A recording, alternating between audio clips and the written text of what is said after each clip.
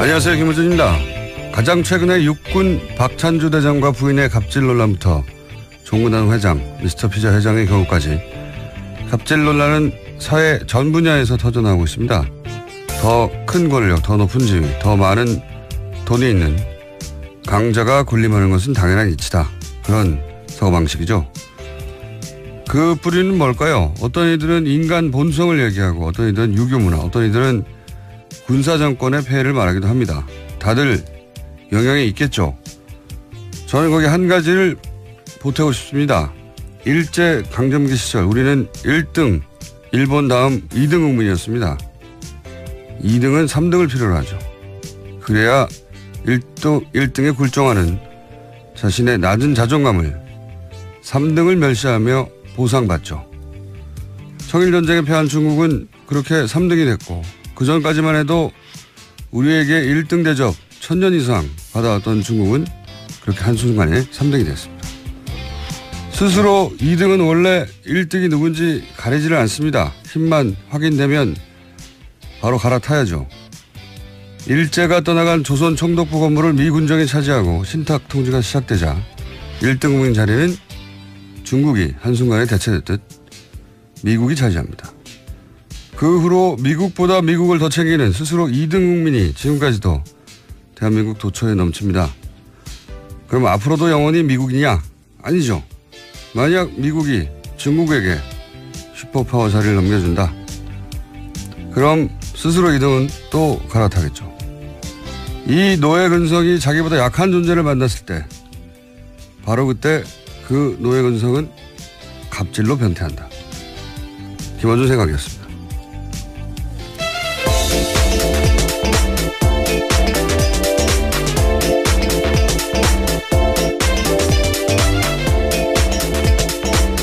시사인의 김은지입니다.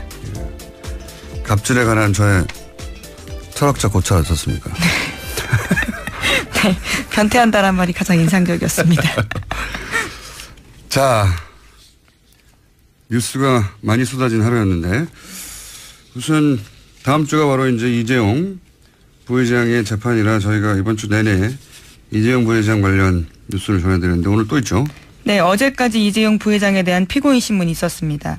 이 부회장은 박근혜 전 대통령과의 독대 자리에서 자신의 경영권 승계에 대해 말한 바가 없다고 계속해서 주장했습니다.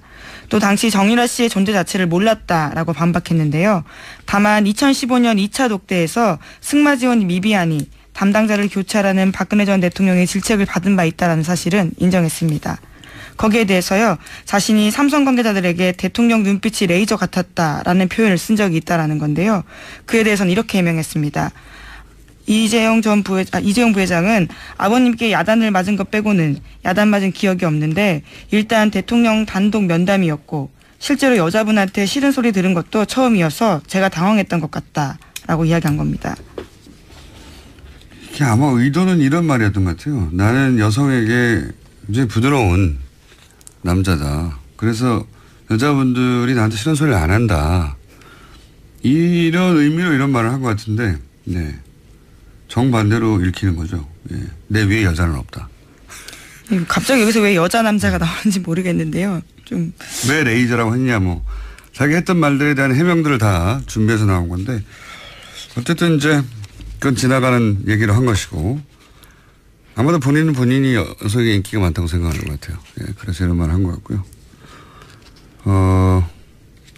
정유라 씨를 몰랐다는 게 핵심이죠. 예. 정유라 씨를 알았어야 주고받는 대가성 입증의 중요한 고리가 완성이 되는데 난 누군지 몰랐다. 사실은 이 이야기를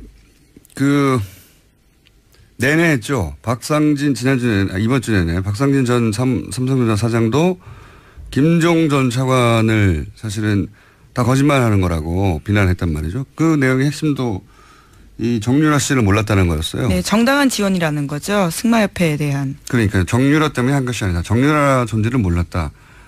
그렇게 공격할 수밖에 없는 게 김종 전 차관을 주로 공격했는데 박상진 전 삼성전자 사장은 그러니까 이재용 부회장이 공격할 걸 대신 공격한 거죠. 왜냐하면 김종 전 차관이 전해준 말의 내용은 이재용 부회장이 뭐라고 했다는 거였거든요. 그러니까 박상진 삼성전자 사장이 독일에 가면서 박근혜 전 대통령이 이재용 부회장에게 정유라가 올림픽에 갈 수 있도록 지원해달라라는 요청을 했다. 이런 말을 자기는 들었다는 겁니다. 김종 전 차관이 박상진 전 삼성전자 사장에게서. 네, 전해준 말을 들었다라는 거죠. 그렇죠. 그러니까 이재용 부회장이 그 말을 했겠죠. 그러면 둘이 독대를 했으니까. 이재용 부회장 그 말이 사실이라면 이재용 부회장이 아니 박근혜 전 대통령 만났는데 정유라가 올림픽 갈 수 있게 지원해달라고 그런다. 이 말을 했다는 거죠. 예. 김종 전 차관의 진술이 사실이라면. 그렇죠. 그리고 김종 전 차관은 또 뭐라고 그랬냐면 박상진 전 사장이 대통령이 정유라가 올림픽에서 탈 수 있는 말을 사주라. 그럼 다 얘기한 거예요. 사실은 김종 전 차관이 들은 거는 정유라 얘기도 나왔고 정유라한테 말을 사주라고 했고 말을 사줘서 올림픽 갈 수 있도록 해주라고 말을 했다는 거죠. 심지어 이후에 말 세탁과 관련된 구체적인 이야기도 했다라는 얘기가 나옵니다. 박상진 사장이요. 이 말은 독대를 한 박근혜 전 대통령으로부터 나올 수밖에 없잖아요. 이 말이 사실이면. 두 사람밖에 없으니까. 그 말을 박상진 전 삼성전자 사장이 이재용 부회장으로부터 듣고 그 중간에서 소위 이제 관리 역할을 하던 김종 전 차관한테 전하는 거죠. 말 사주라고 했어. 정유라 올림픽 보내라고 했어. 나는 그렇게 들었다고 김종 전 차관이 진술을 했어요. 결정적인 진술이죠. 내용상으로 보자면. 그렇죠. 예.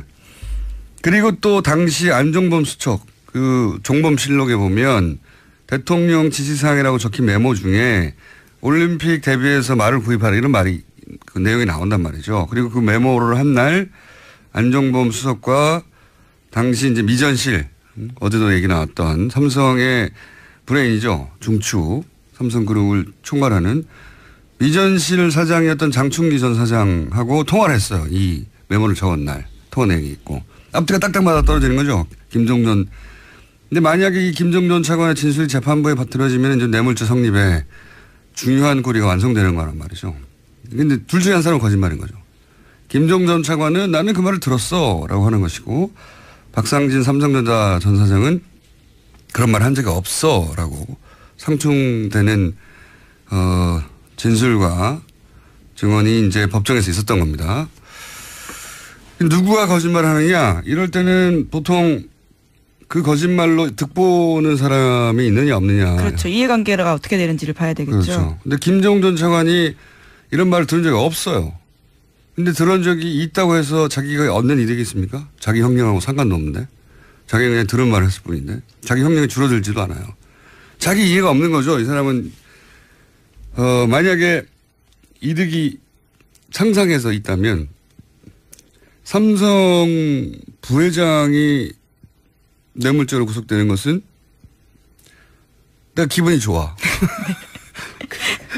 그런 게 아니라면 법적인 이해관계가 없단 말이죠. 네, 심지어 김종전 차관 같은 경우는 증인으로 나온 거거든요. 위증했을 경우엔 처벌받을 가능성도 있습니다. 자기가 이런 말을 그럼 뭐 들었으니까 들었다고 한다. 자기는 이제 진술한 것이고. 근데 이제 박상진 전 사장이 그런 말을 한 게 만약 사실이다. 그러면 박근혜 전 대통령이 정유로 올림픽 가게 지원해달라고 했고 말 사주라고 했고 그래서 400억 지원했다. 이게 입증이 되면 있게 될 피해는 엄청나잖아요. 예. 뇌물죄 구성이 되고. 그러니까 반대로 그 말을 하지 않았다고 하면 얻는 이득이 크죠.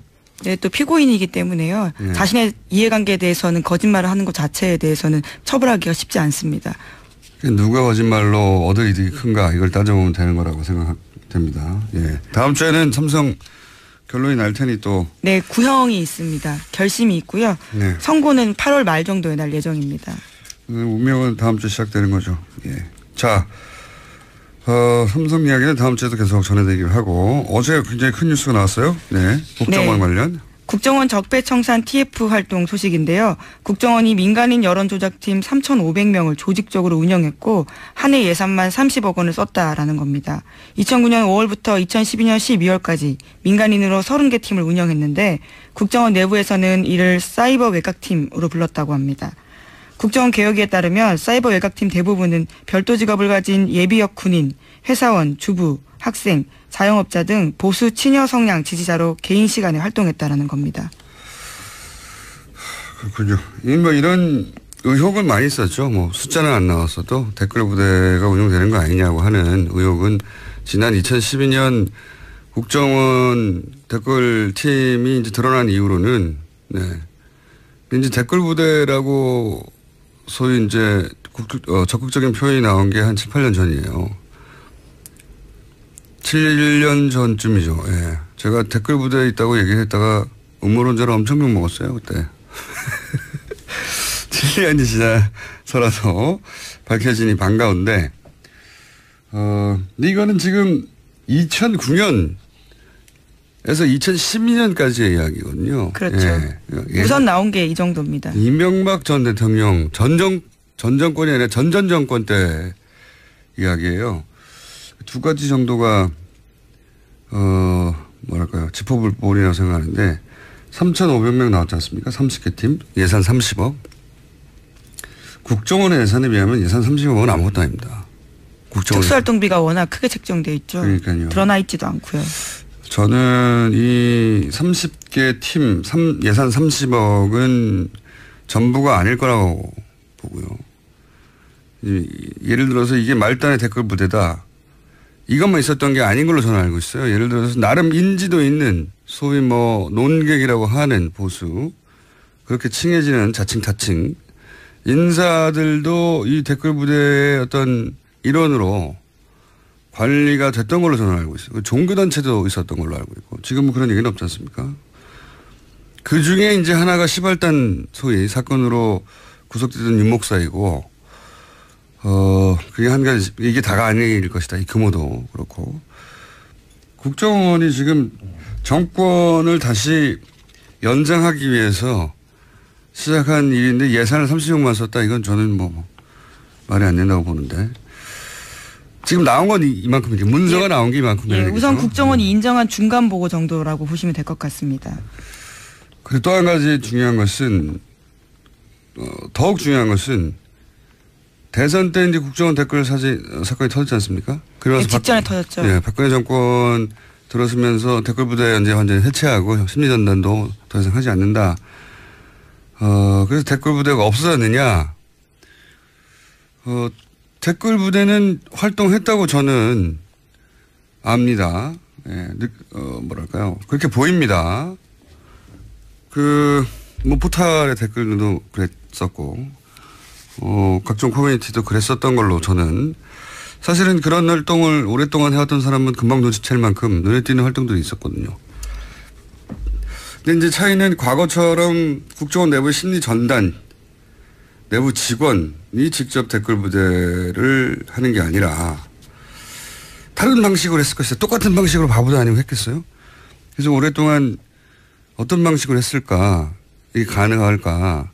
일종의 아웃소싱을 한 거라고 저는 추정하는데, 얼마 전에도 이제 유명 강사 댓글 사건이 있었잖아요. 온라인 네, 지금 강사. 고소고발전이 진행되고 네. 있습니다. 댓글 돈 받고 다는 그렇죠. 조직들, 프로페셔널한. 그 방식을 차용하지 않았을까라고 저는 오래전부터 의심해 왔는데, 네. 의심이고 추정입니다. 방식은 바뀌었을 것이고, 바뀐 방식으로 여전히 유지되지 않았을까. 그중에 일부 알파팀이라는 얘기도 나오긴 했죠. 예. 네, 그렇죠. 보수단체 간부가 팀을 꾸렸다라는 내용이었죠. 아웃소싱의 가능성을 저는 생각합니다. TF가 활동하니까 또 추가 뉴스가 나오겠죠. 예. 그리고 이제 이 댓글 부대가 당시에는 3차장 체제 하에 있었거든요. 여러 번 나왔던 얘기지만 3차장은 대북 관련 활동을 해야 하는 것이에요. 원래는 그렇죠. 네. 근데 자국민을 상대로 전쟁을 한 거죠. 네. 실제로 원세훈 전 원장 발언 중에 있습니다. 삭제된 녹취록에서 우리 국민을 위한 심리전이 더 중요하다라는 이야기가 나온 바가 있습니다. 이게 말이 됩니까? 예. 러시아랑 전쟁하라고 예를 들어서 CIA를 만들었더니 자국민을 상대로 댓글을 단 거 아니에요. 부끄러운 역사로 남을 겁니다. 아주. 지금까지 국정원에선 무조건 부인해 왔었는데요. 처음으로 국정원이 인정했다라는 사실이 지금은 사실 중요한 거죠. 알겠습니다. 그 일부가 일각이 드러난 정도다. 이렇게 생각하시면 될 것 같고. 이제 이렇게 되면은 이렇게 구체적인 물증이 나왔으니까 국정원 댓글 사건도 그렇고 당시에 정권 관계자들도 그렇고 다시 수사선상에 오를 수도 있을 것 같아요. 네, 그래서 지금 서울중앙지검 그러니까 윤석열 팀이 맞는 게 아니냐라는 예측이 나오고 있는데요. 그렇게 되면 또다시 인연이 댓글 사건으로 이어지게 되는 거죠. 윤석열, 최동욱, 예, 상징적인 두 분이 이 일로 운명이 바뀌었었죠. 예, 다시 한번 운명이 바뀔까요? 어쨌든 윤석열 지금 정확하게 서울중앙지검장입니다. 지검장이라고 해야 되죠. 예. 네, 윤석열 지검장은 만감이 교차할 것 같습니다. 운명이라고 생각할 수도 있을 것 같고요. 그러니까요. 댓글과는 내 인생 뭐 이런 느낌. 자, 그런 큰 사건이 터졌고요. 앞으로 후속 뉴스들이 많이 나올 것 같습니다. 다음 뉴스는요? 네, 어제 안철수 전 후보가 국민의당 대표 출마 선언을 했습니다. 당의 생존을 위해서 출사표를 던졌다라는 건데요. 하지만 안 전 대표의 당권 도전에 대해서 제보 조작 사건으로 사과 회견한 지 22일 만이기 때문에 비판이 나오고 있습니다. 당장 당 내에서 의원 12명이 반대 성명 냈습니다. 참 이해하기 쉽지 않은. 모든 것을 내려놓고 깊은 반성과 성찰을 하겠다 하고 22일 만에 깊은 반성과 성찰이 끝난 거잖아요. 예. 그리고 지금 그 당에서는 뭐 혁신위원회다, 뭐 그리고 대선 평가위인가요? 뭐 이런. 네, 그런 단이 있었습니다. 그렇죠. 대선이 끝난 다음에 외부 인사들이 이제 제3의 눈으로 객관적으로 당을 어떻게 혁신할 것인지. 네, 김태일 교수 등이 하셨죠. 네, 그리고 대선 결과를 어떻게 받아들여서 뭐 이런 활동들이 있거든요. 왜냐하면 그 정당에게 5년마다 한 번씩 돌아오는 대선은 굉장히 큰 정치 행사이고 그걸 기점으로 당이 새로 태어나기도 하고 그런 계기가 되는 것인데 이제 지금 이렇게 다시 당시 대선 후보가 등장하면 대선 후보가 당대표가 됐는데 그때 그것은 잘못됐다고 대놓고 말하기도 어렵고 이게 그 위원회도 활동이 중단된다고 봐야 할 것 같은데 사실상 모든 게 좀 부자연스러워요. 이게 20일 만에 나오는 것도 그렇고. 어제 본인은 이렇게 출마의 변을 밝혔는데요. 안중근 의사의 심정으로 당을 살리겠다. 극중 노선을 강조하면서요. 또 국민의당이 무너지면 양당 기득권 정치가 빠르게 부활할 거다. 이야기도 했습니다. 극중. 이건 뭐 처음 나온 말이란 말이죠. 맞는 말인데 말을 만들어낼 만큼 스스로도 명분이 없었다는 거거든요. 극중주의 이게 무슨 말입니까 이게. 원래 이제 중도를 더 적극적으로 극단적으로 추진하겠다 이런 얘기인 것 같은데 중도라는 것도 이미 상대적인 개념이거든요. 중도라는 게. 뭐 예를 들어서 유럽에서 중도 우파 그러면 우리나라에 오면 우리나라에서 좌파 소리는 민주당보다 훨씬 좌파적이에요. 유럽의 중도 우파가. 네, 어느 맥락에 있는지에 따라서 다른 거니까요. 그러니까요. 위치라는 건요. 정치 노선은 언제나 상대적인데 극중이 어디 있어? 이런 말이 어디 있어요? 말도 안 되는 말을 시기도 그렇고 안중근 두만강 그러면 지금 문재인 정부는 일제인가요? 모든 게 다 부자연스러워요. 난 참 이해가 안 가는. 이게 사람이 보통 결정적으로 움직일 때 힘이 두 가지란 말이에요. 욕망이거나 공포거나. 안철수 전 대표가 대선 후보로 나간 건 욕망이죠. 되고 싶다 이런 거죠. 욕망. 근데 당대표는 너무 되고 싶은 건 아니잖아요. 이거는 그러니까 공포가 무엇일까 안철수에.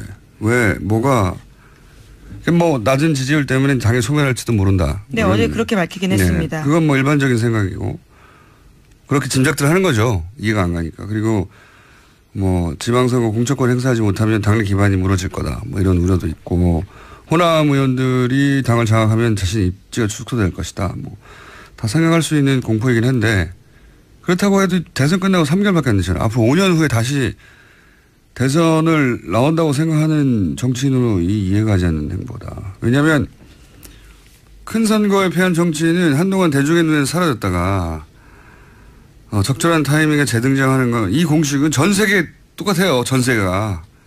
뭐 그게 특별한 게 아니거든요. 다들 기본 중에 기본인데 정치에서 왜 이렇게 했을까. 그래서 저는 잠정 결론이 우리가 잘 모르는 사정이 있을 수 있다. 이런 생각.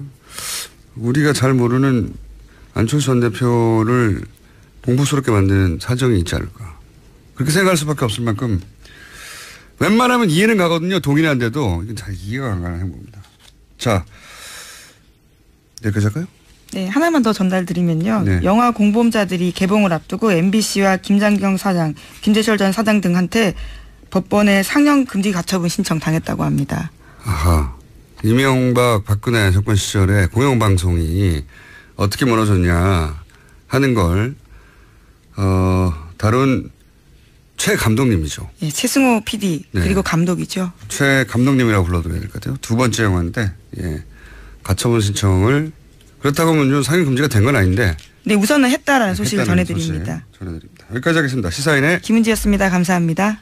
골반 잡자 바로 잡자 바디로직 허리 통증 바로 잡자 바디로직 2017년 쿨 썸머 바디로직 라이트 출시. 통기성이 좋아 땀 걱정 없이 한여름에도 쾌적하게. 입은 듯 안 입은 듯 가벼움의 신축성은 그대로. 자세가 좋아지는 골반 교정 타이즈 바디로직 검색창에 골반 교정 바디로직 라이트. 아무도 묻지도 따지지도 않고 가입하셨다고요? 보험은 너무 어려워요. 걱정 마십시오. 마이보험 체크가 도와드립니다. 1800-7917 마이보험 체크로 지금 전화 주세요. 1800-7917 이미 가입한 보험이나 신규 보험도 가장 좋은 조건을 체크해서 찾아드립니다. 인터넷 한글 주소 마이보험.com 또는 카카오톡에서 아이디 검색 마이보험을 친구 추가하여 상담하실 수 있습니다. 모닝똥? 제겐 사치였죠. 내가 토끼인지 토끼똥이 나인지. 내가 변을 본 것인지 변을 당한 것인지. 나는 바나나이고 싶다. 간혹 구렁이이고도 싶다. 미궁 대장사랑. 빅똥의 추억 미궁 대장사랑이 찾아드립니다. 혈중 콜레스테롤 개선과 배변 활동에 도움을 주는 건강기능식품입니다. 검색창에 미궁 대장사랑. 미궁 장사랑 이름 바꿨어요. 프로바이오틱스 12종 추가. 미궁 대장사랑.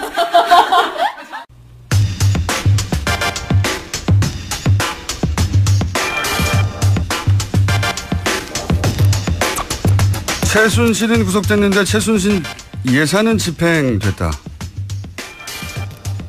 지난해 문체부가 집행한 최순실 관련 예산 규모가 3천억이 넘는다는 분석이 나왔습니다.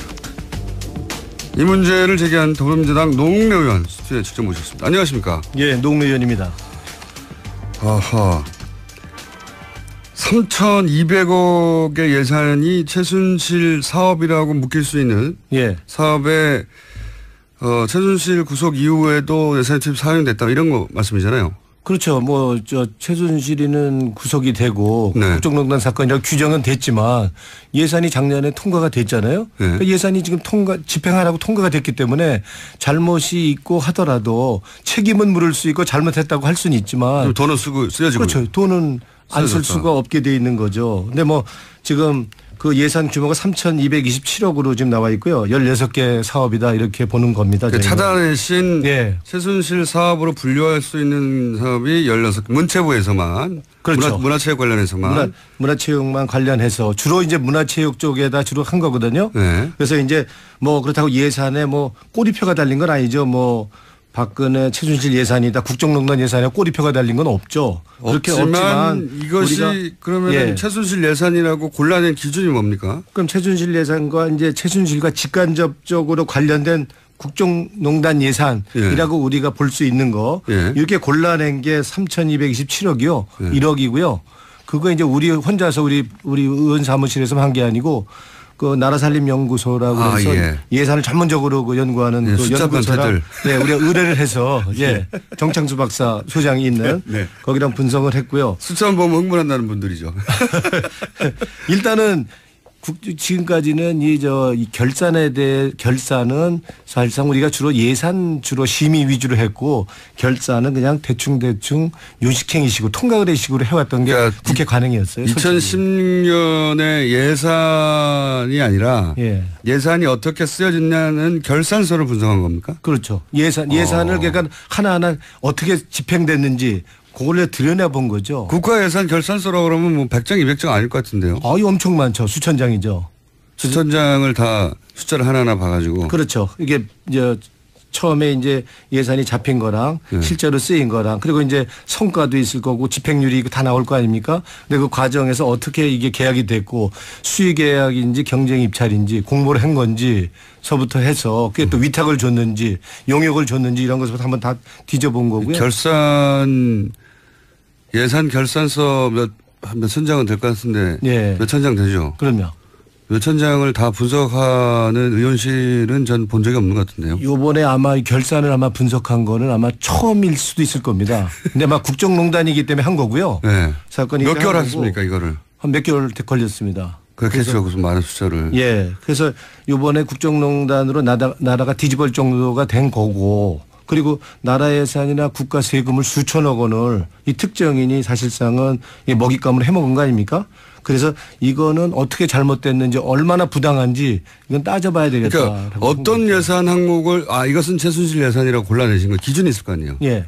어떤 기준으로 하신 거예요? 일단은 이제 그 예산이 뭐 부당하거나 잘못 집행되고 그리고 공정이 지금 이렇게 진척이 안 되는 예산 가운데 근본적으로 너무 지나치게 이건 아무리 봐도 타당성도 안 되고 이건 누가 봐도 이건 말도 안 되는 예산인데 이게 집 예산이 잡혔고 집행이 됐다 그런다면 그걸 이제 역으로 쫓아가 본 거죠. 네, 그래서 왜 이게 잡혔냐 그러면 기본적으로 그 관리들이 공무원들이 그거에 대해 대답을 할 수가 없는 거죠. 그래서 이제 그런 과정에서 감사원도 조사를 했고 특검도 조사를 했지 않습니까? 예. 그러면서 이제 그게 중간중간 나왔고 우리는 이제 중간중간 나와 있는 얘기를 기초로 해서 예산서를 보고 직접적으로 확인을 해본 거죠. 예를 들어서 미르 관련 뭐 K스포츠 관련 등등 이미 알려진 것들이 국가 예산 속에서 어떻게 책정되어 있나 찾아가 보신 거군요. 그렇죠. 이제 숫자를 이제 구체적으로 한번 이게 찾아가 본 거죠. 그래서 찾아가서 모든 케이스를 다 보셨으니까 그중에서 16개를 골라내셨으니까 16개를 골라낸 사업들의 특징, 패턴 뭐 이런 게 있을 거 아닙니까?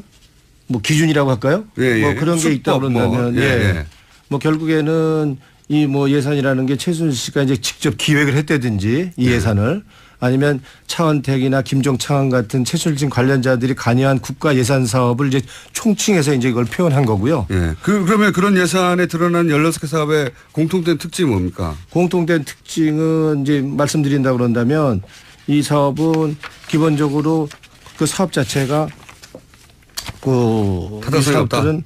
전부 적이 안 돼 있죠. 법적 근거가 없습니다. 법적 근거가. 첫 번째 특징이. 그리고 이제 없다. 공모 없이 수주 계약을 하고. 수의 계약. 수주 계약.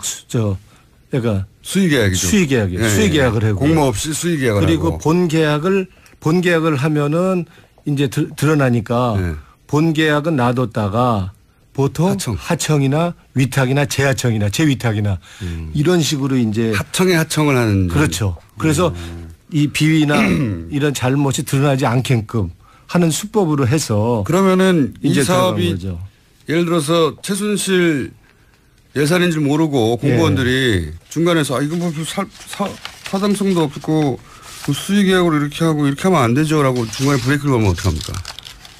보통 이제 그게 이제 그 수동적으로 이제 다 이제 일정 부분 다 관여가 돼 있다고 보는 거고요. 본인들이 이제 눈치 빠르게 영혼 없는 공무원이라는 얘기가 거기서 나온 거 아니겠어요? 그래서 대충 이제 위에서 시키니까 그러니까 직접적으로 아주 공격적으로 이 사업에 관여해서 자기가 잘못된 사업, 타당성이 없는 사업을 자기가 집어넣도록 하진 않았지만 약간 정도 차이는 있더라도 하여튼 지금 공무원들은 일정 부분은 다 책임이 있다고 할 수가 있는 거죠. 16개 사업에 관련된 공무원들 일정 정도 책임을 물어야 된다. 그렇죠. 근데 하고 싶지 않다까지는 아니어도 좀 그렇게 급한지를 몰라서 이렇게 천천히 진행된다. 뭐 이런 수도 있지 않습니까? 그럼 뭐 청와대에서 연락 간다든가 최순실 씨로부터 연락 간다든가 아니면 그들이 알아들을 수 있는 뭐 메시지가 가나요? 근데 지금 일단은 이제 작년에 이제 이렇게 이제 국정농단 예산이 최순실이가 움직여서 뭐 실제로는 최순실이가 움직이기보다는 사실상 이 큰 틀에서 보면은 박근혜 대통령 지시사항이죠. 그렇죠. 박근혜 대통령이 총감독을 한 거고요. 그리고 이제 최순실이 주연을 한 거고 그러니까 문화예산은 차은택이가 맡아서 국정농단 그러니까 이제 이권 챙기기를 한 거고 채용예산은 김종차관이 한 거다. 그래서 그 두 사람이 조연을 맡아서 한 이권 챙기기, 국가예산, 나라 책임을 이권 챙기기 한 거다 이렇게 볼 수 있는 거죠. 그 일반적인 감사로는 지금 말씀대로 하자면 재하청을 하면 일반적인 감사로는 국회에서는 찾아낼 수 없었겠습니다. 지금은 그걸 찾아내려고 끝까지 가본 것이지 예. 일반적으로는 재하청까지 안 가지 않습니까? 보통은 우리가 본 예산만 보지 하청, 재하청, 용역 이런 사업은 그동안 잘 안 봐왔던 게 사실이고요. 그러니까요. 점검을 안 했던 게 사실이죠. 그러니까 이번 사건을 통해서 이제 우리가 이제 새로운 우리가 여기서 뭔가 교훈을 얻는다고 그런다면 하청이고 용역이고 위탁 사업이라도 정보 우리가 다 투명하게 공개돼서 관리할 수 있도록 감시할 수 있도록 이렇게 해야 된다고 보는 거죠. 재하청까지 이번에 확인했더니 그 끝에 가면 그럼 그 재하청 회사들은 최순실과 관련이 있거나 예. 아니면은 예를 들어서 최순실 씨 저희도 몇 번 다뤘는데 그 수법 중에 하나가 새로운 회사를 갑자기 만들거든요. 그렇죠. 그래가지고 재하청 어딘가에 쑥 끼워 넣거든요. 예. 그런데 그 회사가 새로 만들어졌는데도 불구하고 덜썩 계약이 돼요. 그렇죠. 그런 패턴인데 예. 확인이 됐나요? 그런 것도? 그렇죠. 확인이 됐죠. 그러니까 보통은 본 계약이 안 들어가고 예. 하청이나 위탁이나 이렇게 들어간단 말이에요. 그러려면 신생 기업을 이렇게 만들어서 예. 그 기업이 그 위탁이나 이제 용역을 따도록 예. 그렇게 유도하는 수법으로 이제 그 사업을 따내는 거죠. 그러니까 K나 미르가 앞에 나오고 그 다음에는 새로운 회사가 밑에 나온다든가. 그렇죠.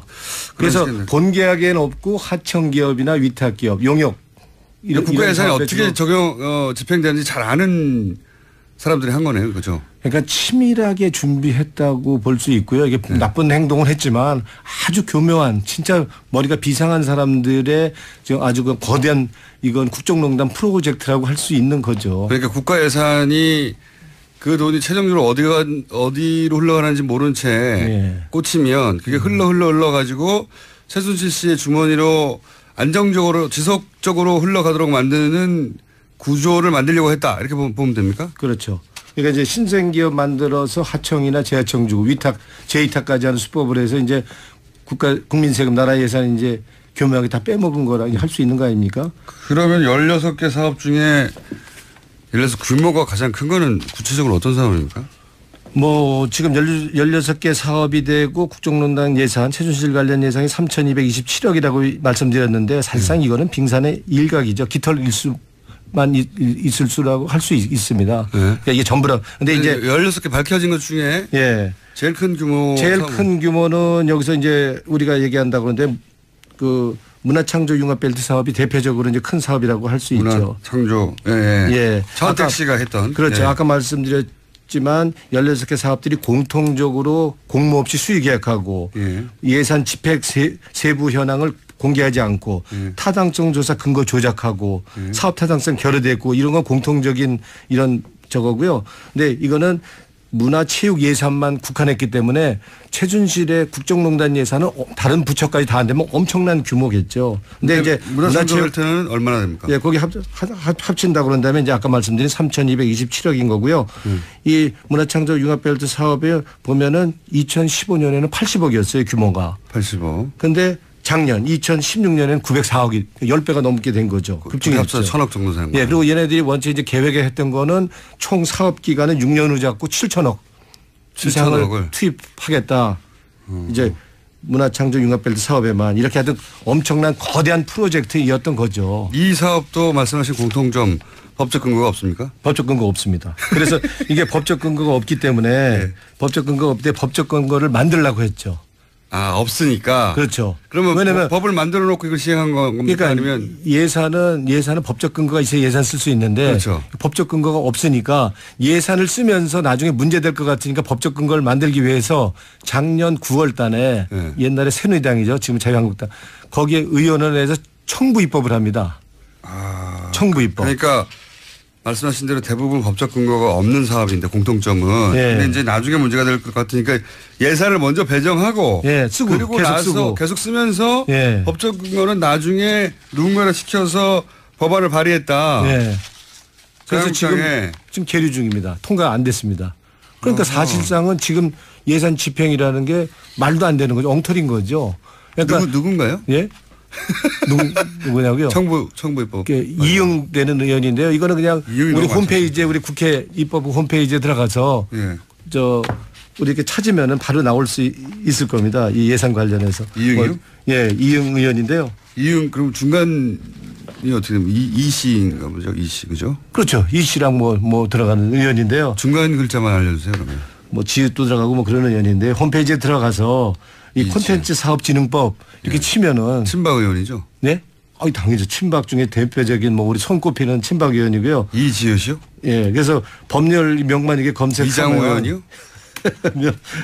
누가 대표 발의고 공동 발의 누가 했는지 다 나옵니다. 이장호 의원이군요. 네. 자, 알겠습니다. 지금 오늘은 사실은 16개 사업을 다 다루지는 못하고 오늘은 맛보기로 이제 하는 건데 의원님이 재밌게 하시면 또 하려고요. 그러니까 저희가 맛보기로 준비했는데 여기 아주 구체적으로 한 사업 예를 보면요. 예. 문화창조 융합벨트 사업의 세부 사업 하나를 보면요. 예. 문화창조 아카데미 사업이라는 게 있습니다. 예. 연간 예산이 36억인데 예. 교육생은 39명입니다. 그러면 1인당 교육비로 1억씩 썼다는 이게 이런 예산 이런 예산이 어디 있습니까? 그러니까 이렇게 아주 뭐 거의 눈먼도 그냥 먼저 보는 사람이 임자식으로 그냥 해먹은 건데요. 그러니까 대표적으로 이런 식으로 하여튼 그냥 규정을 지키는 거 하면서 구조적으로 해서 굳고 다 새나가게끔 이렇게 해서 이속 챙긴 이렇게 해먹었다라고 하는 게 그 문화창조융합본부장 했다가 한 달 만에 경질된 여명숙 게임관리위원장의 증언입니다. 국회 와서 한 이렇게 해먹었다. 예. 이게 이제 그분이 보고서 이게 뭐냐고 했죠. 예. 도대체 이 돈이 왜 이렇게 쓰이냐고. 그래서 그 세금 집행 내역서 좀 보자 그러니까 지금 안 보여준 거 아닙니까? 잘린 것이고 그렇고. 예. 그래서 국장들 보여주니까 그 장관한테 불려가서 너 왜 그거 보려고 그러냐. 너 그만둬라 해서 이제 한 달 만에 잘린 거죠. 예. 그 책임자가 이 돈 어떻게 된 거예요? 이거 왜 이 돈을 쓰고 있어요? 그랬더니 그런 거 알 필요 없다고 그랬더니 알 필요 없다고. 그 밑에 국장이. 그게 바로 이제 최순실 씨가 박근혜 전 대통령의 대통령 권한을 통해서 국가 예산을 VIP 관심사항이라고 쭉 뿌려서 돈이 툭툭툭 내려와서 결국은 최순실 씨 관련된 신생회사가 끝에 하청 재하청을 거쳐서 자기 주머니에 들어가는 그런 국가 예산을 비즈니스 모델화한 그런 사업 16가지를 발견하신 거죠 지금. 예. 그 중에 여명숙 위원장한테 그런 거 그 예산 세세한 내역 알 필요 없다고 한 국장은 이번에 감사원에 감사 받았는데요. 이번에 뭐 받았겠습니까? 주의밖에 안 받았습니다. 그래요. 예.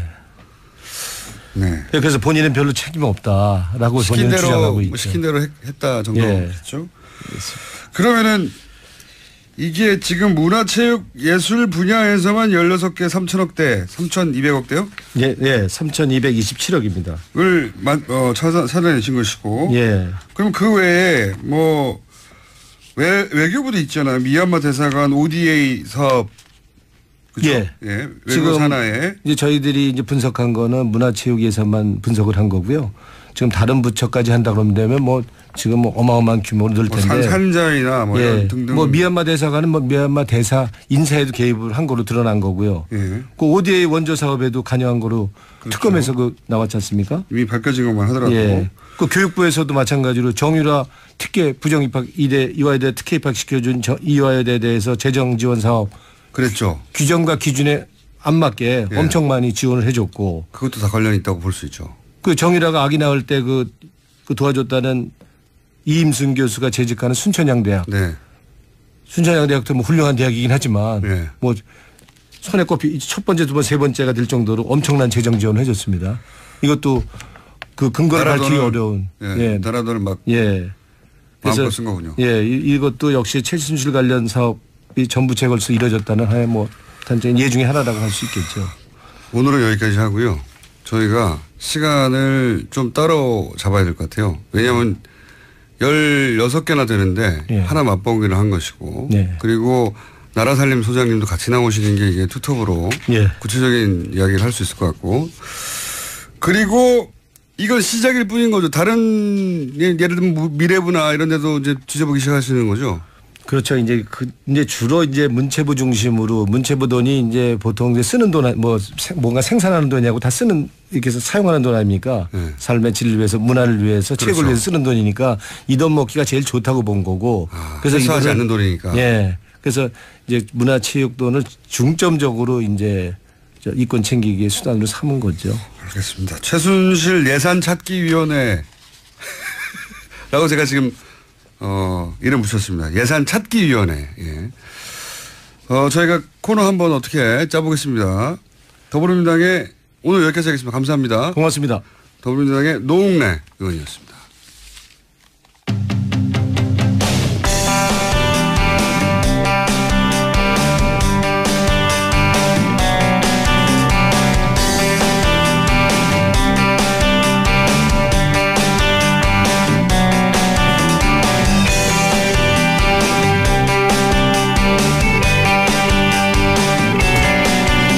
자, 뉴스공장 탈원전, 재생에너지 최근에 관심 가지고 있죠, 저희가. 그래서 오늘은 이런 수사를 마련했습니다.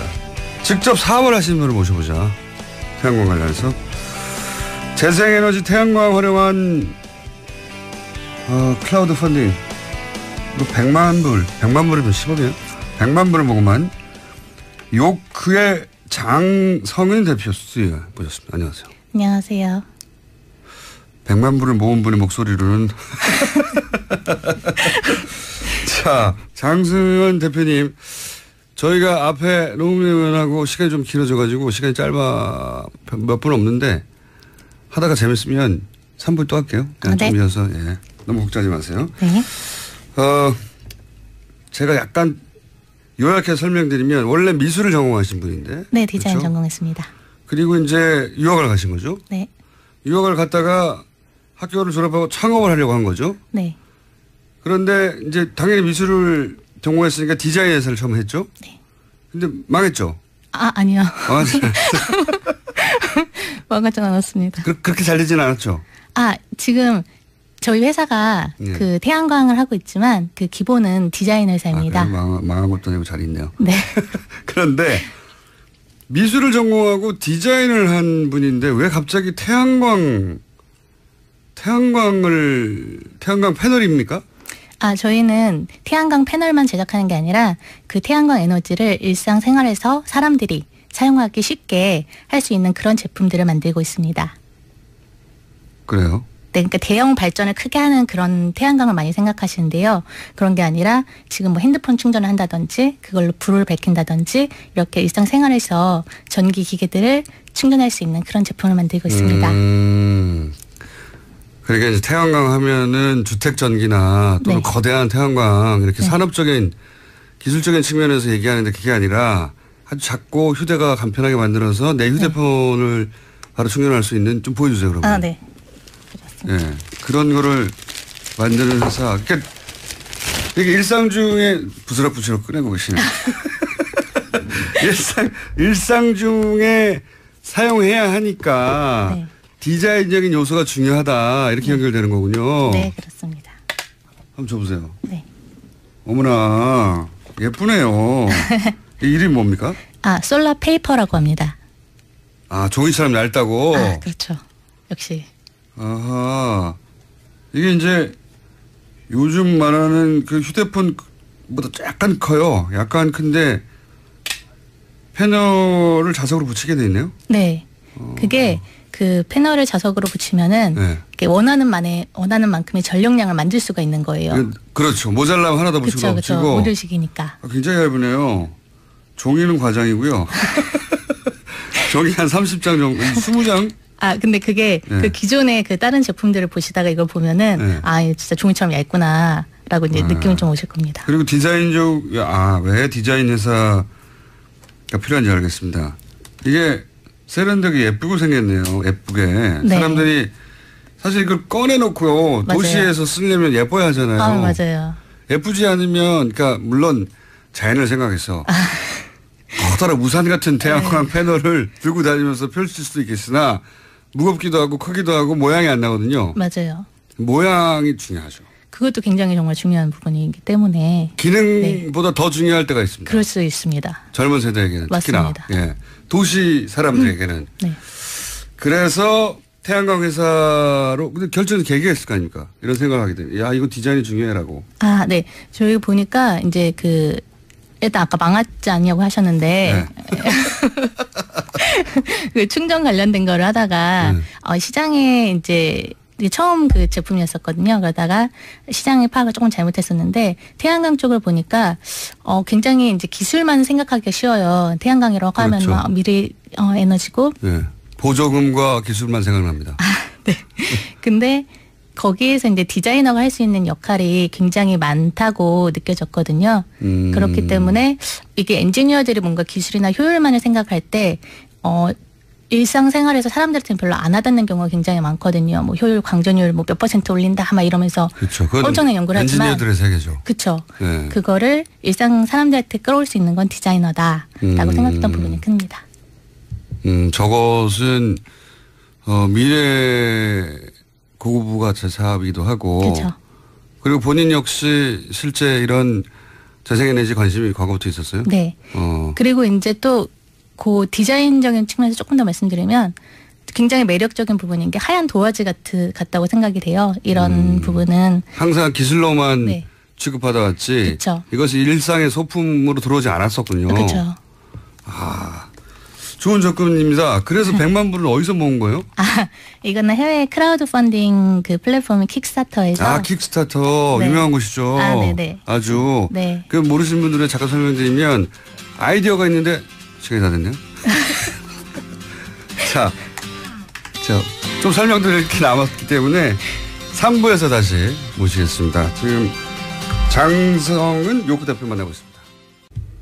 자, 2부에서 저희가 소개하다가 시간이 부족해서 다시 3부에 연이어 모셨습니다. 킥스타트라고 하는 스타트업 플랫폼이죠. 을 통해서 100만 불을 모아서 태양광을 일상 속에서도 활용할 수 있는 솔라 페이퍼라는 제품을 만드신 요크 회사 이름입니다. 요크의 장성은 대표 스튜디오에 2부에 이어서 나오고 계십니다. 킥스타트 잠깐 설명해 주세요. 네. 킥스타터는 이제 그 크라우드 펀딩 플랫폼인데요.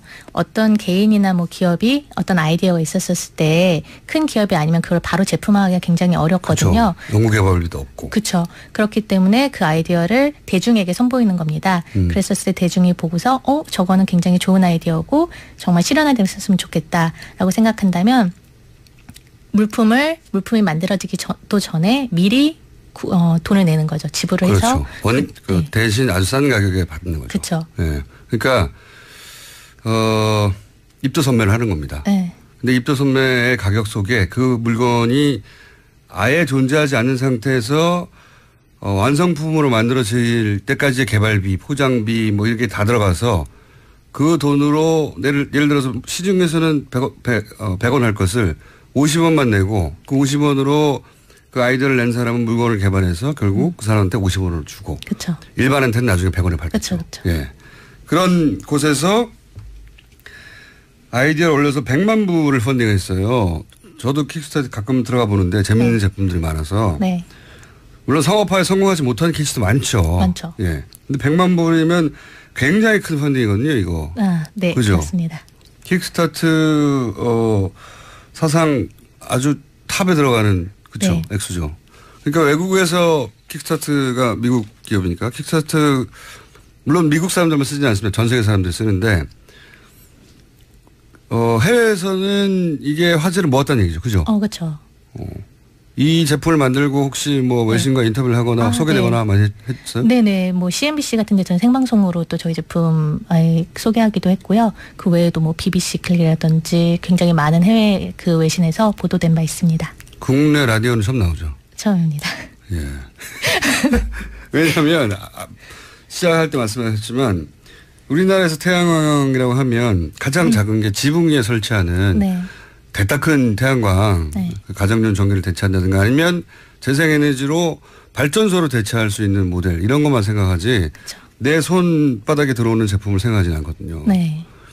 근데 외국에서도 이렇게 손바닥에 들어오는 얇은 제품이 없었나 봐요. 화제가 됐던 게. 네, 그런 건 없고 주로 이제 아웃도어 쪽에 네. 그런 쪽에 타겟을 많이 맞춰서 굉장히 네, 좀 투박하고 좀 크고 그래서 일상생활에서는 아무리 내가 친환경자라고 하더라도 갖고 다니기 조금 어려운 네. 여러 가지 의미에서 좀 어려운 그런 제품들이었기 때문에 무게가 어떻게 되죠?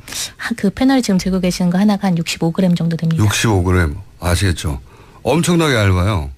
얇고 이 제품의 특징은 손바닥 하나에 들어오는 이 패널을 서로 자석으로 딱딱딱 붙여서 모자라면 더 넓게 할 수 있다. 그렇죠.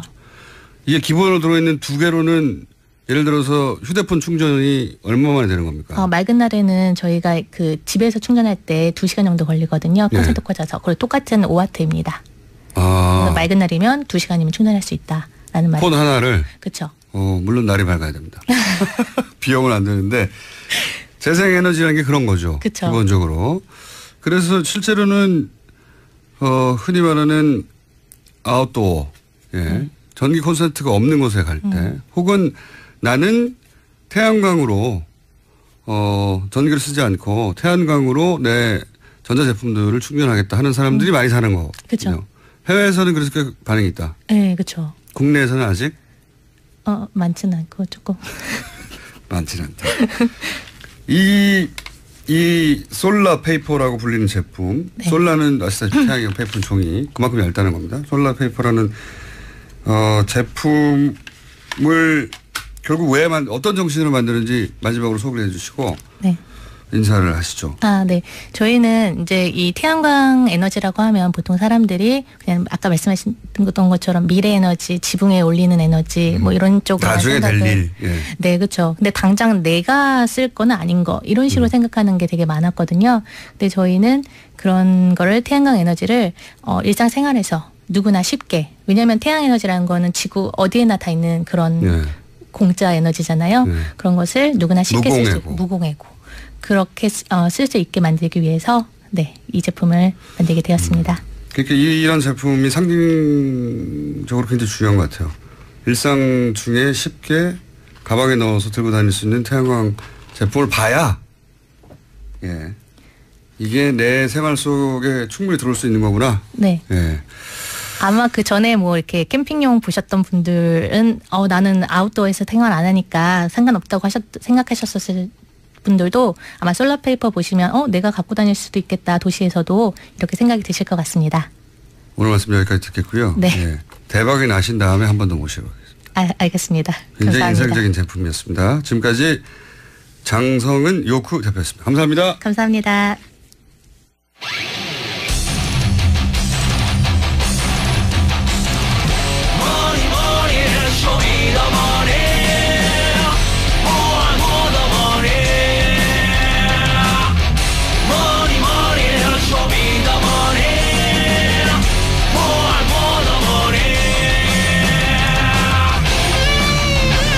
자, 쇼미더머니 최순실과 재산 추적 프로젝트 숨어있는 재산을 찾는 전문가 은닉재산 프로파일러 안원구 전 대구지방국세청장님 나오셨습니다. 안녕하십니까? 안녕하십니까? 안민석 의원과 심지어는 안원구 원장님 청장님까지도 다 말할 수 없다. 스포트라이트를 봐라 했던 게 어제 드디어 방송이 됐고 네. 이 방송에서 몇 번 언급해서 그런지 시청률이 굉장히 잘 나왔을 거라는 이야기가 바다합니다. 예, 안 그래도 그렇게 JTBC 쪽에서 고맙다고 이야기를 합니다. 네. 엄청 얘기했거든요. 네. 어제 저는 근데 못 봤어요. 저희 PD님 봤는데 재밌었다고 하는데. 저도 사실 어제 제보자를 만나는 바람에 저도 사실 보지는 못했습니다. 실컷 얘기해놓고 못 봤습니다. 근데 재밌었다고 하는 반응이 많고 이제 저희 방송을 쭉 들었던 분들은 사실 했던 얘기들이에요. 그것이 이제 구체적으로 화면으로 보여지니까 그렇습니다. 더 이해가 쉬웠던 분들도 있었을 것이고 처음 보신 분들도 재밌었다고 그런 평은 제가 들었습니다. 네. 청장님도 당연히 등장을 허윤석이 했겠죠? 아마 그랬을 것으로 보입니다. 보입니다. 자, 저희가 쭉 시리즈로 하고 있습니다. 근데 오늘 가지고 오신 주제는 처음으로 돌아가 보자. 이 돈이 도대체 어디서 났냐. 최초에 지금은 이제 그 끝에 어떻게 숨겼냐를 찾고 네. 있잖아요. 근데 이 돈이 처음 어떻게 시작되었나로 돌아가 보자. 예. 이 주제를 들고 오셨어요. 예. 자, 최태민 씨가 박근혜 전 대통령을 만나기 전에는 아주 가난했다, 찢어지게. 이런 그렇습니다. 이야기는 뭐 의붓아들 조순재 씨로부터도 나왔고, 네. 여러 차례 여러 사람을 통해서 나왔던 얘기예요. 그러니까 돈이 하나도 없다가, 네. 예. 끼니를 걱정했다라고 했으니까요. 그렇죠.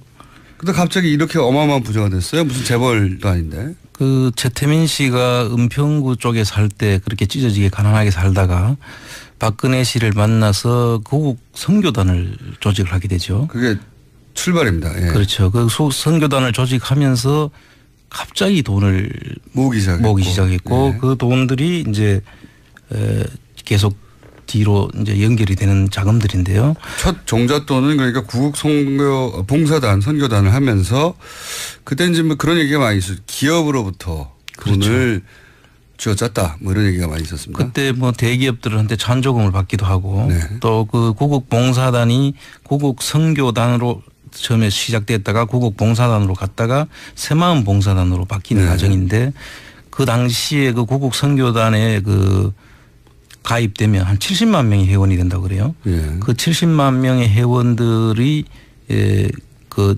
재벌들을 통해 가지고 그다음에 찬조금을 받고 월 운영비도 거기서 상당히 받았다는 거죠. 70만 명을 운영할 정도였고. 예, 그렇죠. 그리고 박근혜 대통령의 딸 용해가 총재였기 때문에 그렇습니다. 이것은 박근혜 대통령의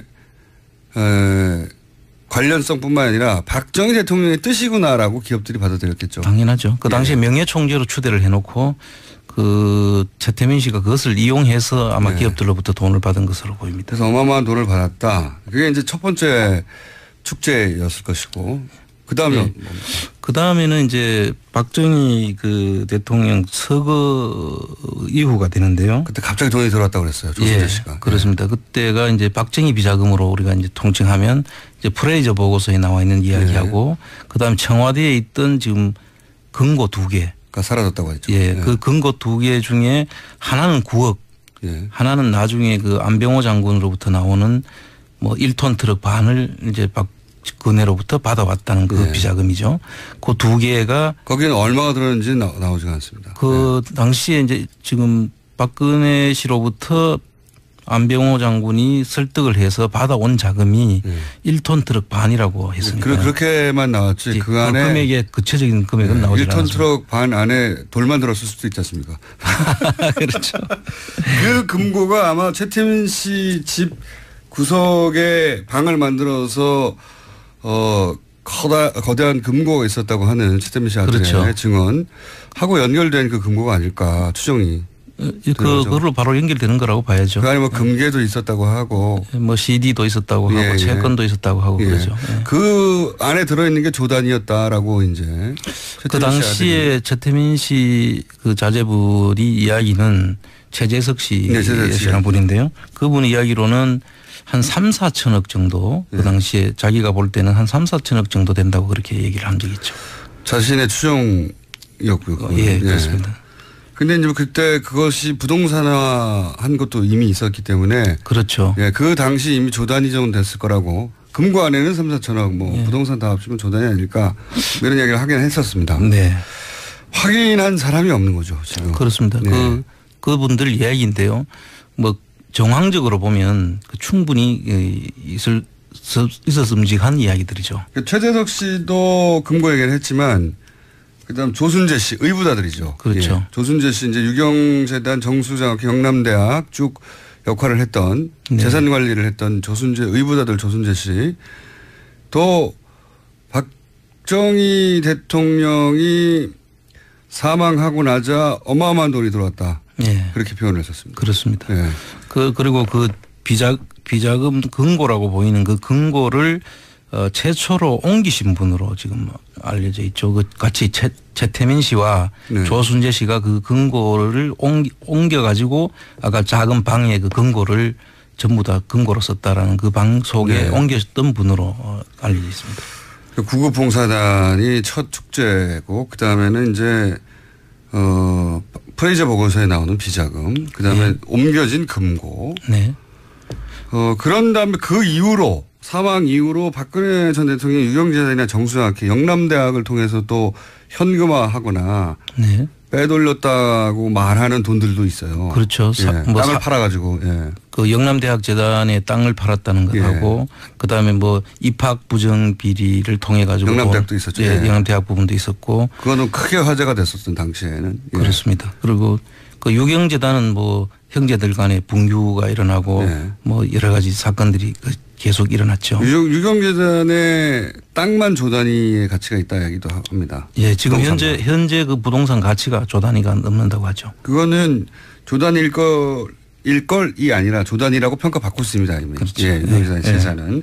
영남대학에 이제 지금 방금 말씀하신 부정 입학권은 당시에 억대를 받고 대학에 그냥 입학시켜 준 사건이죠. 그렇습니다. 학생들을. 80년대 영남대학에 있었고 그때 그렇게 해서 축제한 돈도 여기 일부가 되지 않았을까. 예, 그렇습니다. 그리고 또 있습니까? 이 종잣돈에. 이 자금 외에도 이제 그 월남 파병 용사들에 대한 그 전투수당 또 유족 그 위로금 뭐 등등에 대한 부분에 대해서도 한 90%를 이제 띄놓고 10%만 지급했다는 지금 이야기가 있죠. 그건 어디서 나오는 이야기입니까? 그게 이제 이세호 장군이라고 그 당시에 파월 사령관 하신 분이 파월 사령관. 그 기자회견을 통해서 밝혔던. 그렇습니까? 네. 언제 그런 기자를 하셨죠? 그 당시가 연도수는 제가 기억을 못 하겠는데요. 아마 그 기자회견을 하고 그 지금 현재 그 파병이 됐던 지금 아직 그분들이 살아 계시거든요. 그분들의 진술도 지금 많이 나오고 있죠. 그런데 이제 미국으로부터 미국의 그 브라운 각서라는 것이 있는데요. 그 브라운 각서에 미국 군인들하고 똑같은 금액으로 전투수당을 지급하기로 했다는 것인데 그때 당시에 금액도 나와 있고요. 그 월 500불이라는 걸로 기준으로 500불인 건데 실제로 우리 군인들이 받았던 것은 50불 수준이었다 그런 이야기입니다. 450불이 어디로 갔냐. 군인 주라고 준 건데 라고 당시 파월 사령관이 이 돈 어디 갔냐고 기자회견을 했었다고요. 그렇습니다. 그분 어떻게 됐습니까 나중에? 지금도 아직도 계시는 걸로 알고 있습니다. 지금. 한번 만나보실 필요가 있을 것 같은데요. 그렇죠. 프로파일러시니까. 그 이야기는 저도 얼핏 들었지만 이렇게 구체적으로는 처음 들었어요. 파월 사령관이 그런 얘기를 한 적이 있군요. 그 돈도 어딘가에 쓰였겠죠. 어딘가에 모여있거나. 그렇습니다. 그래서 지금도 그분들 파월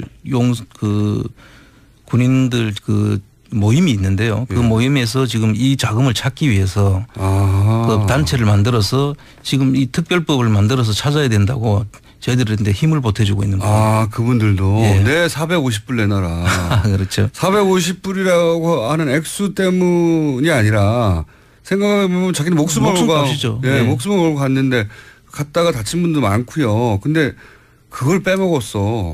이거지 않습니까? 그게 화가 나는 거죠. 그렇죠. 엄청나게 국민들 그분들만 화가 나는 것이 아니라 저희 국민들로서도 분노를 해야 되는 거죠. 당연합니다. 네.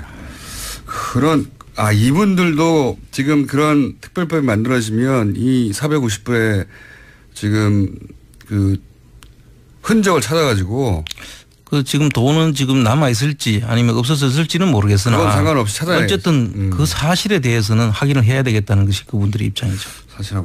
확인하고 싶으시겠죠. 자, 요게 이제 종잣돈의 구분 이런 돈이 아니었을까라고 추정하는데 오늘은 이 중에서 구국 봉사단을 좀 자세히 들어보겠다. 그거죠? 네, 그렇습니다. 자세히 들어가 보죠. 구국 봉사단 재산이 어떻게 된 겁니까? 좀 구체적으로 말씀해 주시면. 구국 봉사단은 75년인가 시작됐죠? 네, 그렇습니다. 구국 봉사단이 이제 처음에 최태민 씨가 75년도에 대한구국 선교단으로 출발을 합니다. 그리고 명예총재로 당시에 그 영예였던 박근혜 씨를 영예총재로 추대를 하고요. 그다음에 그 구국 선교단, 구국 봉사단을 거쳐 가지고 새마음 봉사단으로 이제 이 공조직이 되는 시점으로 보입니다. 구국 새마음 봉사단. 대통령이 빼게 되는 조직인 거죠. 그렇죠. 그래서 그 속에 보면은 그 전번에 그 청문회 전국에서 이야기됐던 그 우병우 수석의 그 장모 네. 김광자 씨라는 분이 있지 않습니까? 그분이 여기 사진으로 전에 한번 그렇죠. 등장을 했죠. 그래서 인연이 이게 한두 해 인연이 아니다. 그렇습니다. 예. 그리고 그런 얘기가 나왔었죠. 또 최순실 씨도 이 대학생 봉사단에 또 단원으로 가입이 돼 있죠. 그리고 우병우 전 민주수석의 장인이 또 최태민 씨하고 친분이 상당히 436이라고 흔히 말하는 예. 그런 관계였다. 그래서 매일 사무실에 놀러 왔다는 진술도 그때 나왔었습니다. 그렇습니다. 예. 어마어마하게 오래 올라가는 인연인데 우병우 민정수석은 나는 최순실 모른다고 하는 거죠. 예. 모른다고 나는 절대. 예. 그렇게 알고 싶지 않았던 거 아닐까요? 알았는데 몰랐다고 해야 되는 상황이겠죠. 그렇게 네. 봐야죠. 그러면은 구국봉사단은 당시에 돈을 어떻게 모았습니까? 그 당시에 이제 기록들을 보면요. 그 김정념 씨라고 그 당시 최장수 그 비서실장을 하신 분이 대통령 비서실장. 박정희 대통령의 비서실장. 대통령의 비서실장을 했던 분인데 이분이 낸 회고록에 보면은 그 기부금을 낸 업체들에 대해서는 특혜를 이제 부여하고 민원을 해결해 주는데 똑같네요 지금. 그렇습니다. 똑같죠. K 미르 재단하고 똑같네요. 그렇습니다. 돈 내라 그러면 특혜 줄게 이거. 그 박근혜 씨가 그 당시에 그 김정남 씨한테 부탁을 했다는 것이고 그걸 자기가 그 박 대통령한테 이야기를 했더니 그 문제가 있다고 해가지고 못하게 했다 뭐 그런 해고록이 지금 나와 있고요. 그다음에 그 실제로 그 지금 K 미르처럼 똑같이 이제 어떤 민원을 해결해 주는 조건에 그 자금을 찬조를 받고 운영비도 받고 뭐 이렇게 하는 그런 구성을 가지고 있습니다. 그때 그러니까 최순실 씨는 아버지가 했던 대로 한 거예요. 그렇습니다. 아버지의 성공 모델을 그대로 아버지의 비즈니스 모델이죠. 네. 그 당시에는 그 특별히 그 자기 창의적인 그런 방법은 생각을 못했던 것 같고 아버지가 창안한 방법을 아버지의 방법을 그대로 답습을 했는데 아버지가 박정희 대통령과 했던 방식을 딸이 박근혜 대통령과 한 거죠. 그렇습니다. 그때 노란 수첩이라고 이야기 나오지 않습니까? 그 노란 수첩 네. 그 당시에 그 최재석 씨 말에 의하면 네, 최재석 씨는 아들입니다. 최태민 씨 아들의 그 노란 수첩에 이런 방법들을 맞습니다. 전부 다 기록을 해놨다는 것 아닙니까? 노하우. 돈을 해먹는 노하우 거기 그렇습니다. 다 있었다고. 예. 예. 거기에 그런 말도 하셨죠. 거기에 노하우 재벌로부터 돈을 뜯어내는 방법도 다 있었지만 그 돈을 어떻게 숨기느냐는 방법. 자금 세탁하는 방법까지 상세하게 적혀 있었다고 하고. 그래서 개인이 돈을 들고 가봐야 얼마 되겠냐 그거. 기업을 통해 세탁해야 된다. 기업은 해외에서 사업도 하고 투자하니까 기업 돈으로 나가면 어마어마하게 그냥 나갈 수 있다. 그 기법이 아버지 수첩에 적혀 있었다고.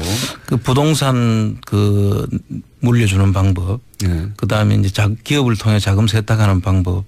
뭐 등등 해서 여러 가지 다양한 수법들을 아마 전수를 했던 것이. 보물수첩이죠. 보물수첩. 봐야 됩니다. 예. 그 보물수첩이 어디 갔는지 최재석 씨가 최태민 씨 아들이 찾고 싶었으나 없었다. 네. 네, 없었고 아마도 그걸 보고 최순실 씨가 지금 이런 사업들 그러니까 뭐 돈을 해외로 빼돌린다든가 네. 아니면 K 미르 재단 만든다든가 하는 것들을 다 구상한 게 아닐까 뭐 이렇게 추정을 했었죠 그때. 네. 그렇게 봐야죠. 개연성이 굉장히 높습니다. 네. 네. 그리고 그렇게 모은 돈은 누가 관리했습니까 그러면? 그 모은 돈을 이제 최태민 씨가 처음에 관리를 하다가 예. 그 최태민 씨 사망 이후에는 임선희 씨한테 잠깐 그 갔다가 부인 예. 최순실 씨 부인으로 갔다가 그 딸 최순실 씨로 지금 내려오는 과정이고 지금 이제 다시 그게 정유라까지 가지 않았나. 예, 3대째로 가지 않았나. 지금 그렇게 보이고 있습니다. 조순재 씨가 그런 말도 했어요. 돈 천지였다고. 예. 돈이 너무 많이 들어와가지고. 그 하여튼 뭐 박근혜를 그 명예총재로 앉혀놓고는 돈 천지였다 이런 녹취록이 있죠. 그러면서 그런 말도 했습니다. 정말 이해할 수가 없는 것이 왜 그것을 박근혜 전 대통령이 관리한 게 아니라 왜 최태민에게 다 전 재산을 관리하게 했을까. 그 대목을 이해할 수 없다고 그 녹취록이 남아있거든요. 그 당시에 사실 박근혜 씨는 그 사회활동도 해본 적이 없고 그 돈을 관리할 만한 그런 그 경험이 없었죠. 뭐 그렇다 하더라도 조순재 씨는 그 대목 이상 이해할 수 없다고 뭐 두 사람 뭐 특별한 관계나 뭐 그런 것도 작용했을 수가 대단한 신뢰 관계가 아니었겠는가 뭐 이런 추정을 신뢰 관계보다 더 넘어서는 선으로 갔을 수도 있죠. 이 관계가 아주 탄탄한. 네. 그 뭐 이해할 수 없다고 남기긴 했습니다. 녹취록이 생각나서 말씀드렸고 이제 그 중에서 좀 구체적인 사례는 없습니까? 예를 들어서 이걸 봐라 이런 식으로 한 것이다. 그렇습니다. 그 구국 선교단 그 당시에 그 안양에 있는 그 석수동 땅이 있습니다. 구국 선교단 소속 소유의 아니 그 당시에는 그 경기도 소유였죠. 예. 경기도의 그 종축장 토지였는데 예. 그 토지가 한 7만 평이 이르는데요. 예. 그 7만 평을 구국 선교단이 네. 사서 신모 씨라는 분한테 이제 그거를 넘겨주는데요. 예. 넘겨주고 봉사단이 일단 사가지고 예. 안양시로부터 시로부터 경기도로부터 사서 그거를 다시 신모 씨한테 매각을 하고 그 신모 씨는 1628명에 해당되는 그 당시에 그 사람들한테 여기에 청계천 공구상가가 들어올 거니까 사라고 해서 그 1628명이 그걸 샀습니다. 그런데 이 사는 과정이 아주 수상하죠. 기획부동산의 전형적인 모델이에요. 그때부터 벌써 기획부동산의 형태였는데 사실 이 신모 씨가 구국봉사단으로부터 등기가 넘어오기 전에 신모 씨 거 소유가 아닌 시점에 이걸 계약을 합니다. 1628명하고. 완전 기획부동산인데요. 차이가 있다면. 기획부동산도 거기다 구국봉사단을 끼워서 자기 소유도 아닌 상태에서 이미 소유가 될 거 알았던 알고 네. 그거를 전부 다 1628명의 그 지금 현 소유주들한테 팝니다. 그런데 이게 지금까지 묶여 있어 가지고 지금 그 전혀 재산권 행사를 할 수 없는 상태죠. 1628명이나 되는 분이 여기에 지금 아직도 재산권 행사를 못 하고 있는 그런. 이분들은 말하자면 속은 거네요. 그렇습니다. 당한 거네요. 당한 거죠. 지금 일종의 이제 토지 사기죠. 그런데 그 이후에 그 돈을 이 1628명 시간이 다 돼버렸습니다. 아 그렇습니까? 하이라이트인데 하이라이트 들어가기 시작했는데 그 구체적 사례가 이거 말고 더 많이 있네요. 쭉 보니까. 네, 그렇습니다. 뭐 근데 이 부분은 꼭 한번 다시 이야기를 해야 될 것 같습니다. 당연히 다음 시간에 할 거고요. 번개 한번 때리고 끝내야 될 것 같습니다. 오늘은 여기까지. 시간이 너무 짧았습니다. 오늘 앞에 솔라페이퍼 때문에 약간 시간이 줄어들었는데 다음 주에 제가 만에 시간을 드리겠습니다. 아주 재밌었고요. 요거 자세한 내역들 다음 주에 이어집니다. 안원구 전 대구지방국세청장님이었습니다. 감사합니다. 예, 감사합니다. 오빠, 우리 어디 가는 거야? 정수 가지. 와, 우리 말 타러 가는 거야? 그렇게 좋아? 고민하지 말고 장수로 오세요. 온 가족이 즐기는 승마 체험과 국내 최대 규모의 말역사 체험관 등 장수에는 정말 볼 것, 누릴 것들이 넘쳐난답니다. 말의 심장 소리를 직접 느껴보는 장수에서의 하룬 여행. 장수는 항상 가까이 있습니다. 주말 여행은 장수로. 승마 체험 예약은 063-350-5486.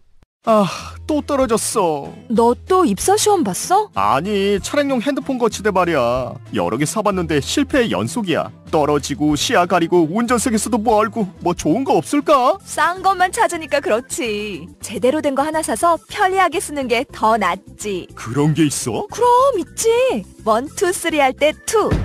힘 세다 할 때 힘. 2 힘. 2 힘? 2배로 힘이 세다는 건가? 네이버 검색창에 2 힘을 검색해보세요.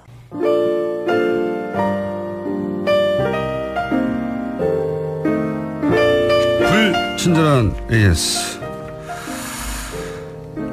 요크 장성윤 대표 목소리는 송채경화 기자로 착각했네요. 그런가요? 예, 그런 문자가 껴왔습니다. 예산휴게소에 큰일을 보려고 들렸는데 스피커로 뉴스공장에 쩌렁쩌렁 들리네요. 예산휴게소 누가 드시는지 모르겠는데 앞으로 계속 틀어주세요. 공장장님 발음 세지 마세요. 그 뒷말이 웃깁니다. 너무 섹시하잖아요. 주말 특근, 저희가 주말에도 한 주간에 방송 중에 핫한 부분을 골라서 주말 특근 저희 게스트들이 진행하는데 최근 라디오 청취율 조사에서 동시간대 압도적 1위를 했다고 합니다. 네. 뉴스공장 청취율 2자리 만들기 프로젝트 가동 중입니다. 온 집안의 라디오를 다 틀고 있어요. 한 사람은 한 번밖에 안 돼요. 여기까지 하겠습니다.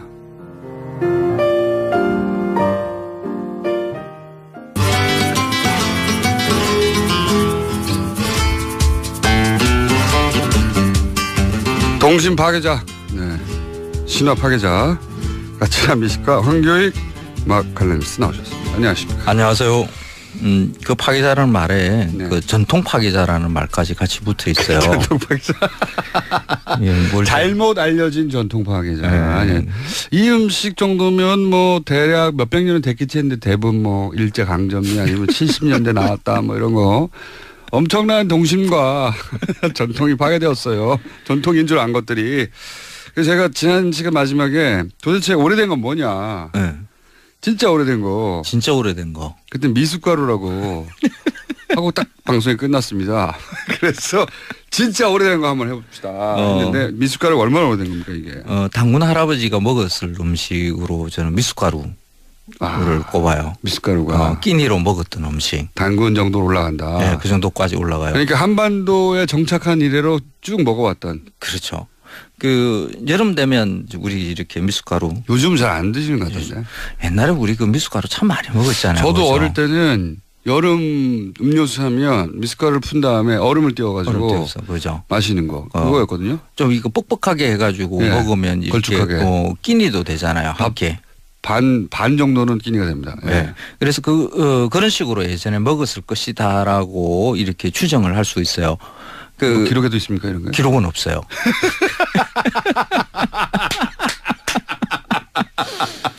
반전.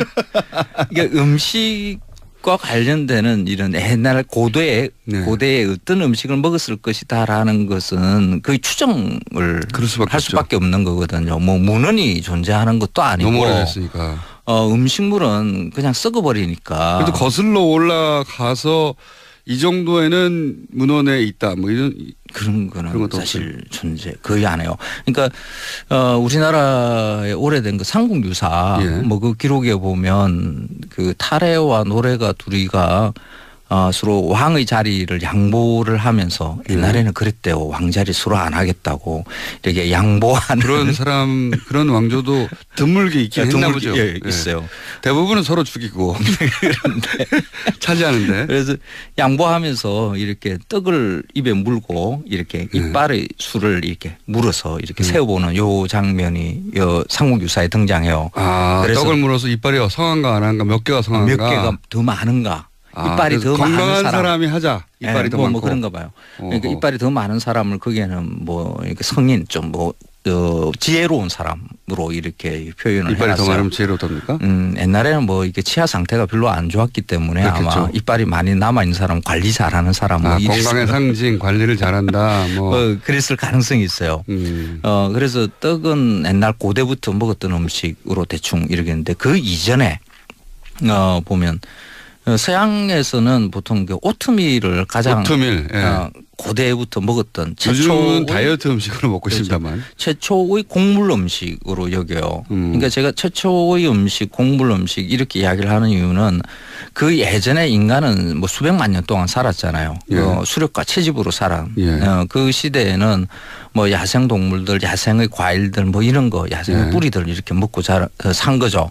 그거는 이제 문명 인간의 것이 아니니까 뭐 이렇게 최초 이렇게 붙이기는 애매해요. 근데 문명 생활을 시작하고 나서. 그렇죠. 그러니까 문명을 만들고 난 다음에 먹었던 최초의 음식 이런 것은 추론하는 것은 굉장히 재미있는 일이거든요. 그때 처음으로 재배했던 곡물 중에 하나가 거기서 나왔을 법한 게 미숫가루라는 거죠. 그러면. 그렇죠. 그러니까 서양에서는 보통 이제 귀리가 최초의 작물이고 그것을 가지고 가장 쉽게 해 먹을 수 있는 게 가루 내서 그냥 끓이는 거거든요. 그래서 그냥 귀리죽이죠.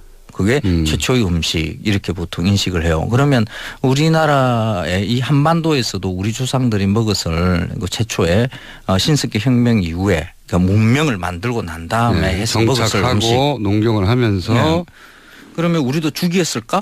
우리도 역시 곡물을 빻아서 먹지 않았겠는가. 그런데 그거보다 조금 더 생각을 이렇게 좀 넓혀 볼 수 있는 게 예전에 우리의 곡물을 이거 생산했던 지역에서 발견되는 것 중에 뭐 탄화미라는 게 있어요. 탄화미. 타서 예. 오래된 그냥 흔적으로 남아 있는 것을 그러니까 한 8,000년 전의 것들 뭐 김포나 뭐 충북 뭐 어디 뭐 이런 데서 가끔씩 이렇게 탄화미가 발견되어 예. 탄 거죠. 예. 그러니까 탄화되어 있으니까 썩지 않고 지금까지 이제 땅 속에서 있는 것을 이렇게 발견해요. 볏잎이 탄 게 나온 겁니까? 그렇죠. 쌀알이. 쌀알이. 예. 예. 탄 것이 쌀만 있는 게 아니라 가끔씩 뭐 여러 곡식들이 그런 식으로 이렇게 발견이 돼요. 그런데 그게 뭐 한두 개 이렇게 발견이 되는 게 아니라 무더기로 나와요. 이게 뭘까? 그게 불이 나서 그런 게 식량 창고 같았다? 제가 추론은 좀 다르게 좀 할 수 있겠다는 생각이 들었어요. 쌀이나 뭐 보리나 우리가 최초로 우리 땅에서 생산됐던 곡물들 이런 것의 그 껍데기를 벗기는 방법이 뭐 요즘에는 뭐 정미소 가면 다르르 기계로 다 벗기지만 그렇죠. 그러니까 그 껍질은 말랐을 테니까 그걸 태우면 안에서 알갱이가 나오니. 그렇지. 태워서 맞아. 껍데기를 제거했을 것이다. 우리 뭐지 보리설이 한다 그러죠. 보리 이렇게. 그러면 태웠으면 딱딱해졌을 테니까 그 다음에 빻았을 것이다. 금방. 네. 제가 정말 머리 잘 돌아가네요. 맞습니다. 의외로. 저도 깜짝 놀래요. 하나를 말하면 하나 정도는 팍팍 알아듣거든요. 그러니까 쌀 같은 경우에는 네. 지금 우리가 백미로 이렇게 도정하는 이런 기술은 근대화 초기 그러니까 일제강점기 초기 넘어갈 때 그때 미국의 기계가 들어오면서 우리가 네. 백미라는 걸 먹기 시작했어요. 그러니까 조선시대에 그러면 쌀을 어떻게 도정했는가 사실 기록이 없어요. 그때는 두드려 팼잖아요. 보통. 그렇죠. 네. 보통. 그런데 이게 왕결을 벗겨내는 방법이 그렇게 쉽지가 않아요. 그게 맞습니다. 뭐 저도 해봤는데요. 어린 시절에 네. 손으로 한다는 거는 너무 작고 예. 효율도 안 나고 하다가 지치고 불가능한 얘기예요, 사실은. 그렇죠. 예. 그래서 조선에서 했던 방법은 가장 일반적이었던 게 이런 방법이었을 거예요. 나락제 이렇게 쪄서 말려서 그렇게 털어내면 그러니까 흔히 말하는 찐살이라고 이야기하죠. 그런 식으로 이렇게 하면 잘 그 껍데기가 벗겨져요. 그리고 쪘기 때문에 이거는 보관도 오래돼요. 수분만 적절히 조절을 하면 그러면서 떡이 나왔구나. 그렇죠. 오래 둘 수가 있어요. 떡은 나중에 또 다르게 한번 우리 한판 풉시다. 그러면 그 이전에 찌거나 뭐 이렇게 하는 것 탈곡 방법 말고 그 이전에는 가장 쉬운 방법이 불에 거슬려서 손으로 슬슬 비비면 그 껍데기가 벗겨지거든요. 그렇겠네요. 우리 그 보리서리 할 때 그때의 것을 머릿속에 떠올리면 돼요. 그 보리를 그냥 불 위에 이렇게 놓고 이렇게 슬슬 거슬리고 난 다음에 그걸 손으로 그냥 수수수 비비면 그냥 알곡이 그냥 나오거든요. 이 상태에서 알곡을 그냥 먹을 수도 있지만은 딱딱하잖아요. 딱딱하죠. 이것을 모든 농경과 함께 만들어지는 여러 기물들 중에 그 확이라는 게 있어요. 평평한 돌멩이 위에 그냥 둥글둥글하게 생긴 돌멩이 하나, 요 두 개, 판때기 하나와 동그란 돌 하나. 그렇죠. 그거 가지고 그냥 손으로 수수 이렇게 문지르면 그 곡물이 그러니까 신석기 혁명 이후에 모든 농경 지역에서 발견되는 이 기구거든요. 원시적인 절구. 그렇죠. 그거 가지고 불에 거슬린 그 나락을 올려놓고 이렇게 슬슬 문지른 거죠. 그러면 결국 곡물 가루가 되고. 곡물 가루죠. 그게 미숫가루다. 그래서 그걸 그냥 곡물 가루인데 그걸 가지고 물에 타면 이제 우리가 말하는 미수가 되는 거죠. 끓이거나 그래서 먹겠군요. 미수라는 말은 조선에 이제 문헌에 등장하는데 밀수라는 말에서 왔다. 그러니까 꿀물을 탄 물이다. 뭐 이렇게 꿀물을 탄 물이다. 네. 그렇게 이야기를 하는데 그렇게 예전부터 그렇게 내려오지 않았을 수도 있어요. 이게 미자와 말자가 서로 이렇게 통하거든요. 가루를 뜻하는. 그래서 가루물이라는 그 말로 이렇게 내려왔을 것이다라고. 가루를 그냥 가루를 빻았다면 딱딱해서 빻았어요. 네. 그냥 먹긴 너무 뻑뻑하잖아요. 퍽퍽하죠. 목이 매죠. 그러니까 물을 탔겠죠. 예, 어릴 때 그 미숫가루 이렇게 가루째 이렇게 목에 많이 걸리면서 이렇게 털어놓으면 경험 있는 분들 많을 거예요. 그거는 먹기 불편해요. 그러니까 물을 탔겠네요. 쉽게 먹을 수 있는 방법. 물은 뭐 늘렸으니까. 너무 자연스럽게 물을 탔겠네요. 그렇죠. 뭐 대한민국에는 물 다 좋잖아요. 이게 이제 가루로 냈으니까 보관도 오래됐을 테니까. 그렇죠. 한겨울 지나는 용으로 그걸 했다가 물 끓여서 집어넣어서 식용으로 하고. 이제 그 시대가 그러니까 적어도 한 8,000년 전부터 공부를 우리가 재배했다는 기록이 그러니까 흔적들이 있으니까 그때부터 먹기 시작해서 적어도 한 수천 년은 그러니까 소치 일상으로 보급되기 이전에 그러니까 밥을 먹기 시작하는 게 고려 중기 정도 이렇게 보거든요. 그 이전에 한 1,000년 정도는 이제 떡의 시대가 있었고 그 떡의 시대 그 이전에 적어도 한 3,000년, 4,000년 정도는 이 미숫가루가 우리 한민족의 주식이었을 것이다. 이 마칼레니스트가 말이죠. 3D 업종입니다. 이게. 이거 뭐 좀 말하려고 하면 말이에요. 요즘 하도 뭐 아는 사람이 많고 인터넷이 발달했기 때문에 어설프게 말하면 그 짱이거든요. 그런데 이거 있잖아요. 뭐 인터넷 검색 뭐 뒤지고 이렇게 해서 나오는 거 아니에요? 아니잖아요. 없어요. 그러니까 연구를 하셔야 되잖아요. 어디 가서라도 아는 척 할 수 있게.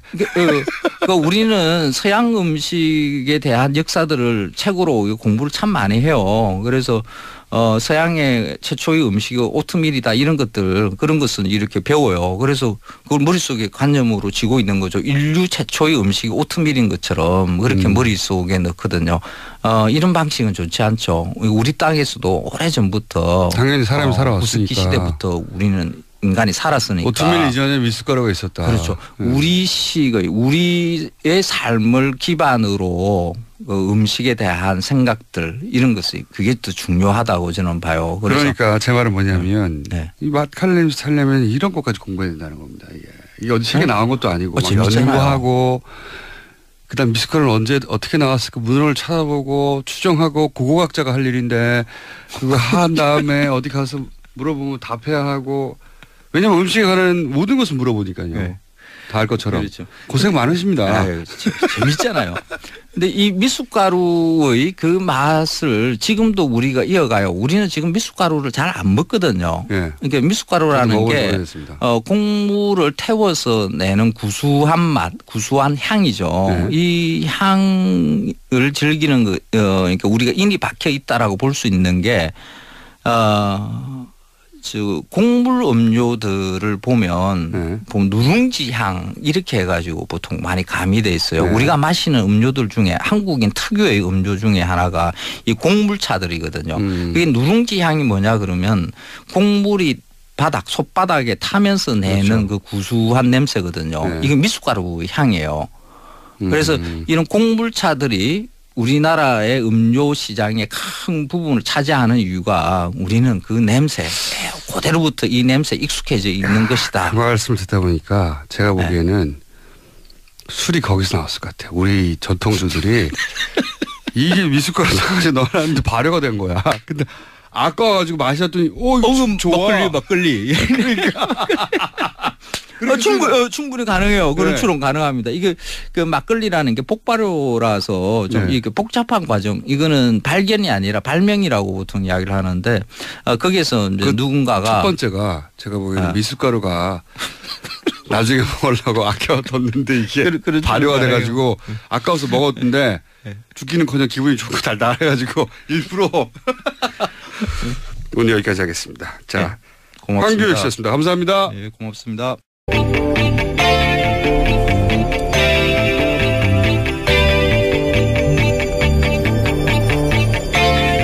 안녕하세요. 김호준입니다. 가장 최근에 육군 박찬주 대장과 부인의 갑질 논란부터 종근당 회장, 미스터 피자 회장의 경우까지 갑질 논란은 사회 전 분야에서 터져나오고 있습니다. 더 큰 권력, 더 높은 지위, 더 많은 돈이 있는 강자가 군림하는 것은 당연한 이치다. 그런 사고방식이죠. 그 뿌리는 뭘까요? 어떤 이들은 인간 본성을 얘기하고 어떤 이들은 유교문화, 어떤 이들은 군사정권의 폐해를 말하기도 합니다. 다들 영향이 있겠죠. 저는 거기 한 가지를 보태고 싶습니다. 일제강점기 시절 우리는 1등, 일본 다음 2등 국민이었습니다. 2등은 3등을 필요로 하죠. 그래야 1등에 굴종하는 자신의 낮은 자존감을 3등을 멸시하며 보상받죠. 청일전쟁에 패한 중국은 그렇게 3등이 됐고 그 전까지만 해도 우리에게 1등 대접 1000년 이상 받아왔던 중국은 그렇게 한순간에 3등이 됐습니다. 스스로 2등은 원래 1등이 누군지 가리지를 않습니다. 힘만 확인되면 바로 갈아타야죠. 일제가 떠나간 조선 총독부 건물을 미 군정이 차지하고 신탁 통치가 시작되자 1등 국민 자리는 중국이 한순간에 대체됐듯 미국이 차지합니다. 그 후로 미국보다 미국을 더 챙기는 스스로 2등 국민이 지금까지도 대한민국 도처에 넘칩니다. 그럼 앞으로도 영원히 미국이냐? 아니죠. 만약 미국이 중국에게 슈퍼파워 자리를 넘겨준다. 그럼 스스로 2등은 또 갈아타겠죠. 이 노예 근성이 자기보다 약한 존재를 만났을 때 바로 그때 그 노예 근성은 갑질로 변태한다. 김원준 생각이었습니다.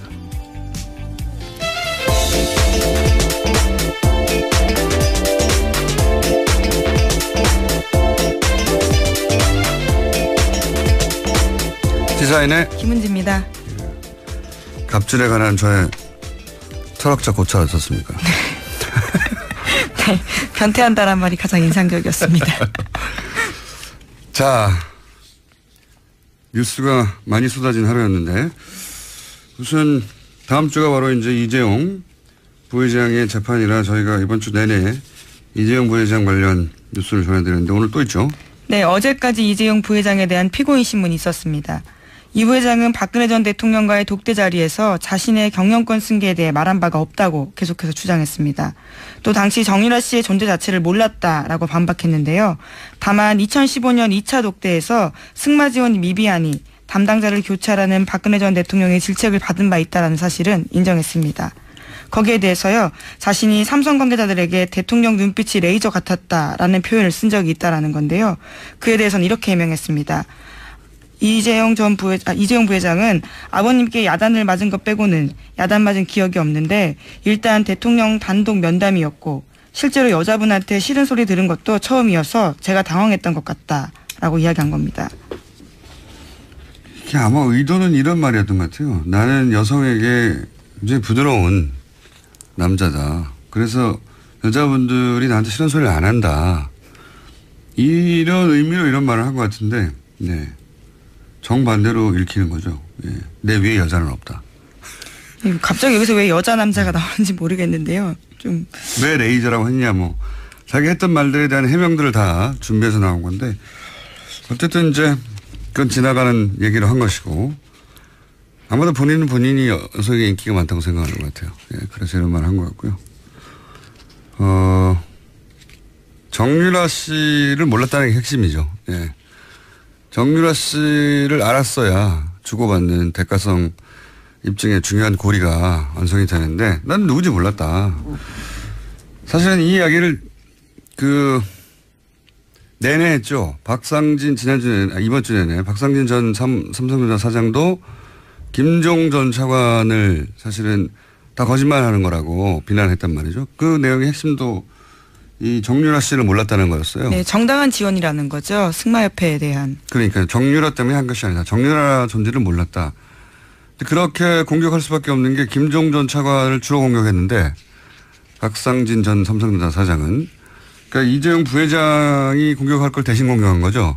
왜냐하면 김종 전 차관이 전해준 말의 내용은 이재용 부회장이 뭐라고 했다는 거였거든요. 그러니까 박상진 삼성전자 사장이 독일에 가면서 박근혜 전 대통령이 이재용 부회장에게 정유라가 올림픽에 갈 수 있도록 지원해달라라는 요청을 했다. 이런 말을 자기는 들었다는 겁니다. 김종 전 차관이 박상진 전 삼성전자 사장에게서. 네, 전해준 말을 들었다라는 거죠. 그렇죠. 그러니까 이재용 부회장이 그 말을 했겠죠. 그러면 둘이 독대를 했으니까. 이재용 부회장 그 말이 사실이라면 이재용 부회장이 아니 이거 박근혜 전 대통령 만났는데 정유라가 올림픽 갈 수 있게 지원해달라고 그런다. 이 말을 했다는 거죠. 예. 김종 전 차관의 진술이 사실이라면. 그렇죠. 그리고 김종 전 차관은 또 뭐라고 그랬냐면 박상진 전 사장이 대통령이 정유라가 올림픽에서 탈 수 있는 말을 사주라. 그럼 다 얘기한 거예요. 사실은 김종전 차관이 들은 거는 정유라 얘기도 나왔고 정유라한테 말을 사주라고 했고 말을 사줘서 올림픽 갈 수 있도록 해주라고 말을 했다는 거죠. 심지어 이후에 말 세탁과 관련된 구체적인 이야기도 했다라는 이야기가 나옵니다. 박상진 사장이요. 이 말은 독대를 한 박근혜 전 대통령으로부터 나올 수밖에 없잖아요. 이 말이 사실이면. 두 사람밖에 없으니까. 그 말을 박상진 전 삼성전자 사장이 이재용 부회장으로부터 듣고 그 중간에서 소위 이제 관리 역할을 하던 김정전 차관한테 전하는 거죠. 말 사주라고 했어. 정유라 올림픽 보내라고 했어. 나는 그렇게 들었다고 김정전 차관이 진술을 했어요. 결정적인 진술이죠. 내용상으로 보자면. 그렇죠. 예.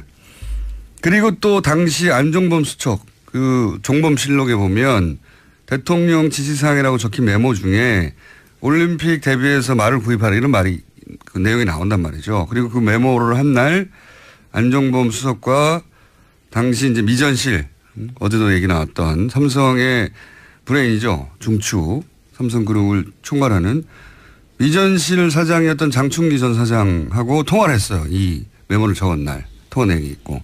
앞뒤가 딱딱 맞아 떨어지는 거죠. 김종전. 근데 만약에 이 김종전 차관의 진술이 재판부에 받들어지면 이제 뇌물죄 성립에 중요한 고리가 완성되는 거란 말이죠. 근데 둘 중에 한 사람은 거짓말인 거죠. 김종전 차관은 나는 그 말을 들었어 라고 하는 것이고 박상진 삼성전자 전 사장은 그런 말 한 적이 없어 라고 상충되는 진술과 증언이 이제 법정에서 있었던 겁니다. 누구가 거짓말 하느냐? 이럴 때는 보통 그 거짓말로 득보는 사람이 있느냐 없느냐. 그렇죠. 이해관계가 어떻게 되는지를 봐야 되겠죠. 그렇죠. 근데 김종전 차관이 이런 말을 들은 적이 없어요. 근데 들은 적이 있다고 해서 자기가 얻는 이득이 있습니까? 자기 형량하고 상관도 없는데. 자기가 그냥 들은 말을 했을 뿐인데. 자기 형량이 줄어들지도 않아요. 자기 이해가 없는 거죠. 이 사람은 만약에 이득이 상상해서 있다면 삼성 부회장이 뇌물죄로 구속되는 것은 내가 기분이 좋아. 그런 게 아니라면 법적인 이해관계가 없단 말이죠. 네, 심지어 김종전 차관 같은 경우는 증인으로 나온 거거든요. 위증했을 경우엔 처벌받을 가능성도 있습니다. 자기가 이런 말을 뭐 들었으니까 들었다고 한다가 자기는 이제 진술한 것이고. 근데 이제 박상진 전 사장이 그런 말을 한 게 만약 사실이다. 그러면 박근혜 전 대통령이 정유로 올림픽 가게 지원해달라고 했고 말 사주라고 했고 그래서 400억 지원했다. 이게 입증이 되면 있게 될 피해는 엄청나잖아요. 예. 뇌물죄 구성이 되고. 그러니까 반대로 그 말을 하지 않았다고 하면 얻는 이득이 크죠. 네, 또 피고인이기 때문에요. 네. 자신의 이해관계에 대해서는 거짓말을 하는 것 자체에 대해서는 처벌하기가 쉽지 않습니다. 누가 거짓말로 얻을 이득이 큰가 이걸 따져보면 되는 거라고 생각됩니다. 예. 다음 주에는 삼성 결론이 날 테니 또. 네, 구형이 있습니다. 결심이 있고요. 네. 선고는 8월 말 정도에 날 예정입니다. 운명은 다음 주 시작되는 거죠. 예. 자, 삼성 이야기는 다음 주에도 계속 전해드리기로 하고 어제 굉장히 큰 뉴스가 나왔어요. 네, 국정원 관련. 국정원 적폐청산 TF 활동 소식인데요. 국정원이 민간인 여론조작팀 3,500명을 조직적으로 운영했고 한 해 예산만 30억 원을 썼다라는 겁니다. 2009년 5월부터 2012년 12월까지 민간인으로 30개 팀을 운영했는데 국정원 내부에서는 이를 사이버 외곽팀으로 불렀다고 합니다. 국정원 개혁에 따르면 사이버 외곽팀 대부분은 별도 직업을 가진 예비역 군인, 회사원, 주부, 학생, 자영업자 등 보수 친여 성향 지지자로 개인 시간에 활동했다라는 겁니다. 그렇군요. 뭐 이런 의혹은 많이 있었죠. 뭐 숫자는 안 나왔어도 댓글 부대가 운영되는 거 아니냐고 하는 의혹은 지난 2012년 국정원 댓글팀이 이제 드러난 이후로는 네. 이제 댓글 부대라고 소위 이제 적극적인 표현이 나온 게 한 7, 8년 전이에요. 7년 전쯤이죠. 예. 제가 댓글 부대에 있다고 얘기했다가 음모론자로 엄청 욕 먹었어요, 그때.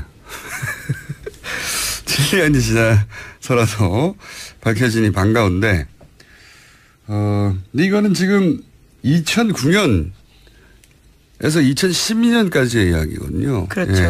예. 우선 나온 게 이 정도입니다. 이명박 전 대통령 전 정권이 아니라 전 정권 때 이야기예요.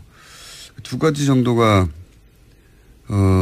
뭐랄까요, 짚어볼 볼이라고 생각하는데 3,500명 나왔지 않습니까? 30개 팀 예산 30억. 국정원의 예산에 비하면 예산 30억은 아무것도 아닙니다. 특수활동비가 워낙 크게 책정돼 있죠. 그러니까요. 드러나 있지도 않고요. 저는 이 30개 팀 예산 30억은 전부가 아닐 거라고 보고요. 예를 들어서 이게 말단의 댓글 부대다. 이것만 있었던 게 아닌 걸로 저는 알고 있어요. 예를 들어서 나름 인지도 있는 소위 뭐 논객이라고 하는 보수, 그렇게 칭해지는 자칭 타칭 인사들도 이 댓글 부대의 어떤 일원으로 관리가 됐던 걸로 저는 알고 있어요. 종교단체도 있었던 걸로 알고 있고, 지금은 그런 얘기는 없지 않습니까? 그 중에 이제 하나가 시발단 소위 사건으로 구속되던 윤 목사이고, 그게 한 가지, 이게 다가 아닐 것이다. 이 규모도 그렇고. 국정원이 지금 정권을 다시 연장하기 위해서 시작한 일인데 예산을 30억만 썼다. 이건 저는 뭐 말이 안 된다고 보는데. 지금 나온 건 이만큼이죠. 문서가 나온 게 이만큼이에요. 우선 국정원이 인정한 중간 보고 정도라고 보시면 될 것 같습니다. 그리고 또 한 가지 중요한 것은, 더욱 중요한 것은 대선 때 이제 국정원 댓글 사건이 터졌지 않습니까? 그래서 직전에 터졌죠. 네, 박근혜 정권 들어서면서 댓글 부대 이제 완전히 해체하고 심리전단도 더 이상 하지 않는다. 그래서 댓글 부대가 없어졌느냐? 댓글 부대는 활동했다고 저는 압니다. 예, 뭐랄까요. 그렇게 보입니다. 뭐 포탈의 댓글도 그랬었고, 각종 커뮤니티도 그랬었던 걸로 저는, 사실은 그런 활동을 오랫동안 해왔던 사람은 금방 눈치챌 만큼 눈에 띄는 활동들이 있었거든요. 근데 이제 차이는 과거처럼 국정원 내부 심리 전단, 내부 직원이 직접 댓글 부대를 하는 게 아니라 다른 방식으로 했을 것이다. 똑같은 방식으로 바보도 아니고 했겠어요? 그래서 오랫동안 어떤 방식으로 했을까? 이게 가능할까? 일종의 아웃소싱을 한 거라고 저는 추정하는데, 얼마 전에도 이제 유명 강사 댓글 사건이 있었잖아요. 온라인 네, 지금 강사. 고소고발전이 진행되고 있습니다. 댓글 돈 받고 다는 그렇죠. 조직들, 프로페셔널한. 그 방식을 차용하지 않았을까라고 저는 오래전부터 의심해 왔는데, 네. 의심이고 추정입니다. 방식은 바뀌었을 것이고, 바뀐 방식으로 여전히 유지되지 않았을까. 그중에 일부 알파팀이라는 얘기도 나오긴 했죠. 예. 네, 그렇죠. 보수단체 간부가 팀을 꾸렸다라는 내용이었죠. 아웃소싱의 가능성을 저는 생각합니다. TF가 활동하니까 또 추가 뉴스가 나오겠죠. 예. 그리고 이제 이 댓글 부대가 당시는 3차장 체제 하에 있었거든요. 여러 번 나왔던 얘기지만 3차장은 대북 관련 활동을 해야 하는 곳이에요. 원래는 그렇죠. 네. 근데 자국민을 상대로 전쟁을 한 거죠. 네. 실제로 원세훈 전 원장 발언 중에 있습니다. 삭제된 녹취록에서 우리 국민을 위한 심리전이 더 중요하다라는 이야기가 나온 바가 있습니다. 이게 말이 됩니까? 예. 러시아랑 전쟁하라고 예를 들어서 CIA를 만들었더니 자국민을 상대로 댓글 단 거 아니에요. 부끄러운 역사로 남을 겁니다. 아주. 지금까지 국정원에선 무조건 부인해 왔었는데요. 처음으로 국정원이 인정했다라는 사실이 지금은 사실 중요한 거죠. 알겠습니다. 그 일부가 일각이 드러난 정도다. 이렇게 생각하시면 될 것 같고, 이제 이렇게 되면은 이렇게 구체적인 물증이 나왔으니까 국정원 댓글 사건도 그렇고 당시에 정권 관계자들도 그렇고 다시 수사선상에 오를 수도 있을 것 같아요. 네, 그래서 지금 서울중앙지검, 그러니까 윤석열 팀이 맞는 게 아니냐라는 예측이 나오고 있는데요. 그렇게 되면 또다시 인연이 댓글 사건으로 이어지게 되는 거죠. 윤석열, 최동욱, 예, 상징적인 두 분이 이 일로 운명이 바뀌었었죠. 예, 다시 한번 운명이 바뀔까요? 어쨌든 윤석열 지금 정확하게 서울중앙지검장입니다. 지검장이라고 해야 되죠. 예. 네, 윤석열 지검장은 만감이 교차할 것 같습니다. 운명이라고 생각할 수도 있을 것 같고요. 그러니까요. 댓글과는 내 인생 뭐 이런 느낌. 자, 그런 큰 사건이 터졌고요. 앞으로 후속 뉴스들이 많이 나올 것 같습니다. 다음 수는요? 네, 어제 안철수 전 후보가 국민의당 대표 출마 선언을 했습니다. 당의 생존을 위해서 출사표를 던졌다라는 건데요. 하지만 안 전 대표의 당권 도전에 대해서 제보 조작 사건으로 사과회견한 지 22일 만이기 때문에 비판이 나오고 있습니다. 당장 당 내에서 의원 12명이 반대 성명 냈습니다. 참 이해하기 쉽지 않은. 모든 것을 내려놓고 깊은 반성과 성찰을 하겠다 하고 22일 만에 깊은 반성과 성찰이 끝난 거잖아요. 예. 그리고 지금 그 당에서는 뭐 혁신위원회다, 뭐 그리고 대선 평가위인가요? 뭐 이런. 네, 그런 단이 있었습니다. 그렇죠. 대선이 끝난 다음에 외부 인사들이 이제 제3의 눈으로 객관적으로 당을 어떻게 혁신할 것인지. 네, 김태일 교수 등이 하셨죠. 네, 그리고 대선 결과를 어떻게 받아들여서 뭐 이런 활동들이 있거든요. 왜냐하면 그 정당에게 5년마다 한 번씩 돌아오는 대선은 굉장히 큰 정치 행사이고 그걸 기점으로 당이 새로 태어나기도 하고 그런 계기가 되는 것인데 이제 지금 이렇게 다시 당시 대선 후보가 등장하면 대선 후보가 당대표가 됐는데 그때 그것은 잘못됐다고 대놓고 말하기도 어렵고 이게 그 위원회도 활동이 중단된다고 봐야 할 것 같은데 사실상 모든 게 좀 부자연스러워요. 이게 20일 만에 나오는 것도 그렇고. 어제 본인은 이렇게 출마의 변을 밝혔는데요. 안중근 의사의 심정으로 당을 살리겠다. 극중 노선을 강조하면서요. 또 국민의당이 무너지면 양당 기득권 정치가 빠르게 부활할 거다. 이야기도 했습니다. 극중. 이건 뭐 처음 나온 말이란 말이죠. 맞는 말인데 말을 만들어낼 만큼 스스로도 명분이 없었다는 거거든요. 극중주의 이게 무슨 말입니까 이게. 원래 이제 중도를 더 적극적으로 극단적으로 추진하겠다 이런 얘기인 것 같은데 중도라는 것도 이미 상대적인 개념이거든요. 중도라는 게 뭐 예를 들어서 유럽에서 중도 우파 그러면 우리나라에 오면 우리나라에서 좌파 소리는 민주당보다 훨씬 좌파적이에요. 유럽의 중도 우파가. 네, 어느 맥락에 있는지에 따라서 다른 거니까요. 그러니까요. 위치라는 건요. 정치 노선은 언제나 상대적인데 극중이 어디 있어? 이런 말이 어디 있어요? 말도 안 되는 말을 시기도 그렇고 안중근 두만강 그러면 지금 문재인 정부는 일제인가요? 모든 게 다 부자연스러워요. 난 참 이해가 안 가는. 이게 사람이 보통 결정적으로 움직일 때 힘이 두 가지라면 욕망이거나 공포거나 안철수 전 대표가 대선 후보로 나간 건 욕망이죠. 되고 싶다 이런 거죠. 욕망.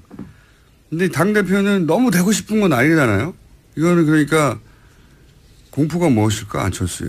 왜 뭐가 뭐 낮은 지지율 때문에 당에 소멸할지도 모른다. 네, 어제 그렇게 밝히긴 했습니다. 그건 뭐 일반적인 생각이고 그렇게 짐작들 하는 거죠. 이해가 안 가니까. 그리고 뭐 지방선거 공천권 행사하지 못하면 당내 기반이 무너질 거다. 뭐 이런 우려도 있고 호남 의원들이 당을 장악하면 자신의 입지가 축소될 것이다. 뭐 다 생각할 수 있는 공포이긴 한데 그렇다고 해도 대선 끝나고 3개월밖에 안 되잖아요. 앞으로 5년 후에 다시 대선을 나온다고 생각하는 정치인으로 이해가 가지 않는 행보다. 왜냐하면 큰 선거에 패한 정치인은 한동안 대중의 눈에서 사라졌다가 적절한 타이밍에 재등장하는 건 이 공식은 전 세계 똑같아요. 전 세계가.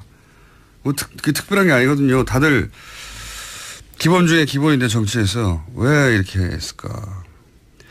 그래서 저는 잠정 결론이 우리가 잘 모르는 사정이 있을 수 있다.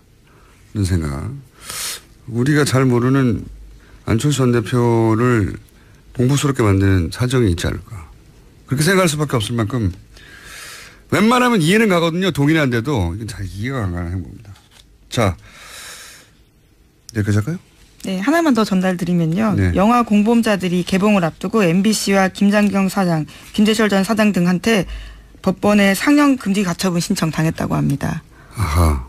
이명박 박근혜 정권 시절에 공영방송이 어떻게 무너졌냐 하는 걸 다룬 최 감독님이죠. 예, 최승호 PD 그리고 감독이죠. 최 감독님이라고 불러드려야 될 것 같아요. 두 번째 영화인데 가처분 신청을 그렇다고 하면 상영 금지가 된 건 아닌데. 네, 우선은 했다라는 소식을 전해드립니다. 전해드립니다. 여기까지 하겠습니다. 시사인의 김은지였습니다. 감사합니다.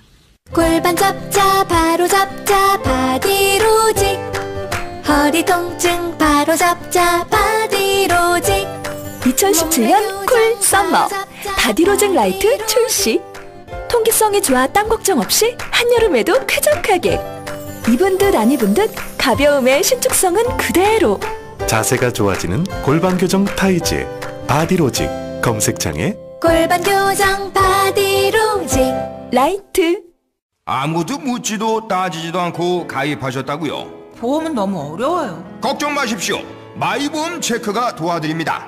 1800-7917 마이보험 체크로 지금 전화주세요. 1800-7917. 이미 가입한 보험이나 신규 보험도 가장 좋은 조건을 체크해서 찾아드립니다. 인터넷 한글 주소 마이보험.com 또는 카카오톡에서 아이디 검색 마이보험을 친구 추가하여 상담하실 수 있습니다. 모닝똥? 제겐 사치였죠. 내가 토끼인지 토끼똥이 나인지. 내가 변을 본 것인지 변을 당한 것인지 나는 바나나이고 싶다. 간혹 구렁이이고도 싶다. 미궁 대장사랑. 빅똥의 추억 미궁 대장사랑이 찾아드립니다. 혈중 콜레스테롤 개선과 배변 활동에 도움을 주는 건강기능식품입니다. 검색창에 미궁 대장사랑. 미궁 장사랑 이름 바꿨어요. 프로바이오틱스 12종 추가. 미궁 대장사랑.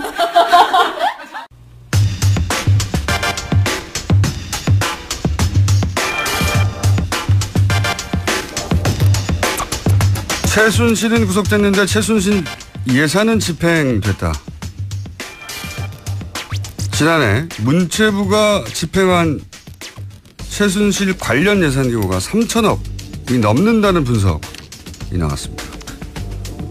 이 문제를 제기한 더불어민주당 노웅래 의원 스튜디오에 직접 모셨습니다. 안녕하십니까? 예, 노웅래 의원입니다. 아하. 3,200억의 예산이 최순실 사업이라고 묶일 수 있는 사업에 최순실 구속 이후에도 예산이 사용됐다 이런 거 말씀이잖아요. 그렇죠.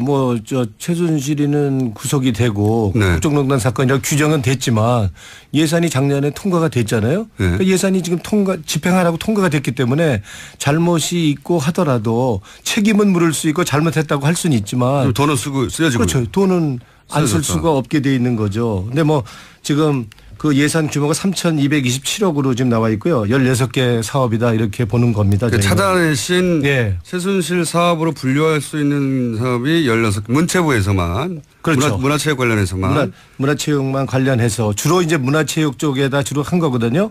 그래서 이제 그렇다고 예산에 꼬리표가 달린 건 아니죠.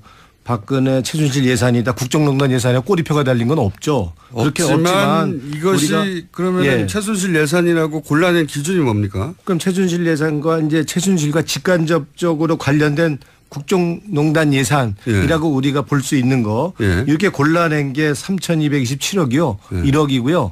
그거 이제 우리 혼자서 우리 의원 사무실에서만 한 게 아니고 그 나라살림연구소라고 해서 예산을 전문적으로 연구하는 그 연구소랑 우리가 의뢰를 해서 정창수 박사 소장이 있는 거기랑 분석을 했고요. 숫자만 보면 흥분한다는 분들이죠.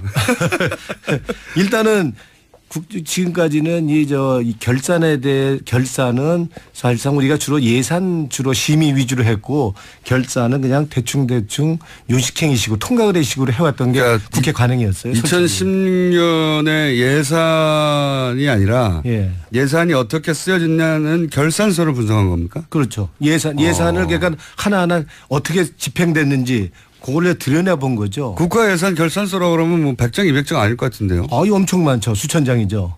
수천 장을 다 숫자를 하나하나 봐가지고. 그렇죠. 이게 처음에 이제 예산이 잡힌 거랑 실제로 쓰인 거랑 그리고 이제 성과도 있을 거고 집행률이 다 나올 거 아닙니까? 근데 그 과정에서 어떻게 이게 계약이 됐고 수의 계약인지 경쟁 입찰인지 공모를 한 건지서부터 해서 그게 또 위탁을 줬는지 용역을 줬는지 이런 것부터 한번 다 뒤져본 거고요. 예산 결산서 몇천 장은 될 것 같은데 몇천 장 되죠? 그럼요.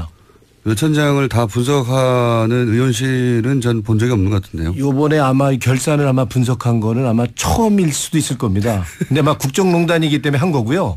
사건이 몇 개월 하셨습니까 이거를? 한 몇 개월 걸렸습니다. 그렇겠죠. 무슨 많은 숫자를. 예. 그래서 이번에 국정농단으로 나라가 뒤집을 정도가 된 거고 그리고 나라 예산이나 국가 세금을 수천억 원을 이 특정인이 사실상은 먹잇감을 해먹은 거 아닙니까? 그래서 이거는 어떻게 잘못됐는지 얼마나 부당한지 이건 따져봐야 되겠다. 그러니까 어떤 예산 항목을 이것은 최순실 예산이라고 골라내신 거 기준이 있을 거 아니에요. 예. 어떤 기준으로 하신 거예요? 일단은 이제 그 예산이 뭐 부당하거나 잘못 집행되고 그리고 공정이 지금 이렇게 진척이 안 되는 예산 가운데 근본적으로 너무 지나치게 이건 아무리 봐도 타당성도 안 되고 이건 누가 봐도 이건 말도 안 되는 예산인데 이게 집 예산이 잡혔고 집행이 됐다 그런다면 그걸 이제 역으로 쫓아가 본 거죠. 네, 그래서 왜 이게 잡혔냐 그러면 기본적으로 그 관리들이 공무원들이 그거에 대해 대답을 할 수가 없는 거죠. 그래서 이제 그런 과정에서 감사원도 조사를 했고 특검도 조사를 했지 않습니까? 예. 그러면서 이제 그게 중간중간 나왔고 우리는 이제 중간중간 나와 있는 얘기를 기초로 해서 예산서를 보고 직접적으로 확인을 해본 거죠. 예를 들어서 미르 관련 뭐 K스포츠 관련 등등 이미 알려진 것들이 국가 예산 속에서 어떻게 책정돼 있나 찾아가 보신 거군요. 그렇죠. 이제 숫자를 구체적으로 한번 이게 찾아가 본 거죠. 그래서 찾아가서 모든 케이스를 다 보셨으니까 그중에서 16개를 골라내셨으니까 16개를 골라낸 사업들의 특징, 패턴 뭐 이런 게 있을 거 아닙니까? 뭐 기준이라고 할까요? 뭐 그런 게 있다 그런다면 뭐 결국에는 이 뭐 예산이라는 게 최순실 씨가 이제 직접 기획을 했다든지 이 예산을 아니면 차은택이나 김종창 같은 최순실 관련자들이 관여한 국가 예산 사업을 이제 총칭해서 이제 이걸 표현한 거고요. 예. 그러면 그런 예산에 드러난 16개 사업의 공통된 특징이 뭡니까? 공통된 특징은 이제 말씀드린다 그런다면 이 사업은 기본적으로 그 사업 자체가 이 사업들은 전부 적이 안 돼 있죠. 법적 근거가 없습니다. 법적 근거가. 첫 번째 특징이. 네. 그리고 이제 공모 없이 수주 계약을 하고. 수의 계약. 수주 계약. 그러니까 수의 계약이죠. 수의 계약이에요. 수의 계약을 하고. 공모 없이 수의 계약을 그리고 하고. 본 계약을 하면은 이제 드러나니까 본 계약은 놔뒀다가 보통 하청이나 위탁이나 재하청이나 재위탁이나 이런 식으로 이제 하청을 하는. 그렇죠. 그래서 이 비위나 이런 잘못이 드러나지 않게끔 하는 수법으로 해서 그러면은 이 사업이 예를 들어서 최순실 예산인 줄 모르고 공무원들이 중간에서 이거 뭐 사당성도 없고 수의 계약으로 이렇게 하고 이렇게 하면 안 되죠라고 중간에 브레이크를 걸면 어떡합니까? 보통 이제 그게 이제 그 수동적으로 이제 다 이제 일정 부분 다 관여가 돼 있다고 보는 거고요. 본인들이 이제 눈치 빠르게 영혼 없는 공무원이라는 얘기가 거기서 나온 거 아니겠어요? 그래서 대충 이제 위에서 시키니까 그러니까 직접적으로 아주 공격적으로 이 사업에 관여해서 자기가 잘못된 사업, 타당성이 없는 사업을 자기가 집어넣도록 하진 않았지만 약간 정도 차이는 있더라도 하여튼 지금 공무원들은 일정 부분은 다 책임이 있다고 할 수가 있는 거죠. 16개 사업에 관련된 공무원들 일정 부분 책임을 물어야 된다. 그렇죠. 근데 하고 싶지 않다까지는 아니어도 좀 그렇게 급한지를 몰라서 이렇게 천천히 진행된다. 뭐 이런 수도 있지 않습니까? 그럼 뭐 청와대에서 연락 간다든가 최순실 씨로부터 연락 간다든가 아니면 그들이 알아들을 수 있는 뭐 메시지가 가나요? 근데 지금 일단은 이제 작년에 이제 이렇게 이제 국정농단 예산이 최순실이가 움직여서 뭐 실제로는 최순실이가 움직이기보다는 사실상 이 큰 틀에서 보면은 박근혜 대통령 지시사항이죠. 그렇죠. 박근혜 대통령이 총감독을 한 거고요.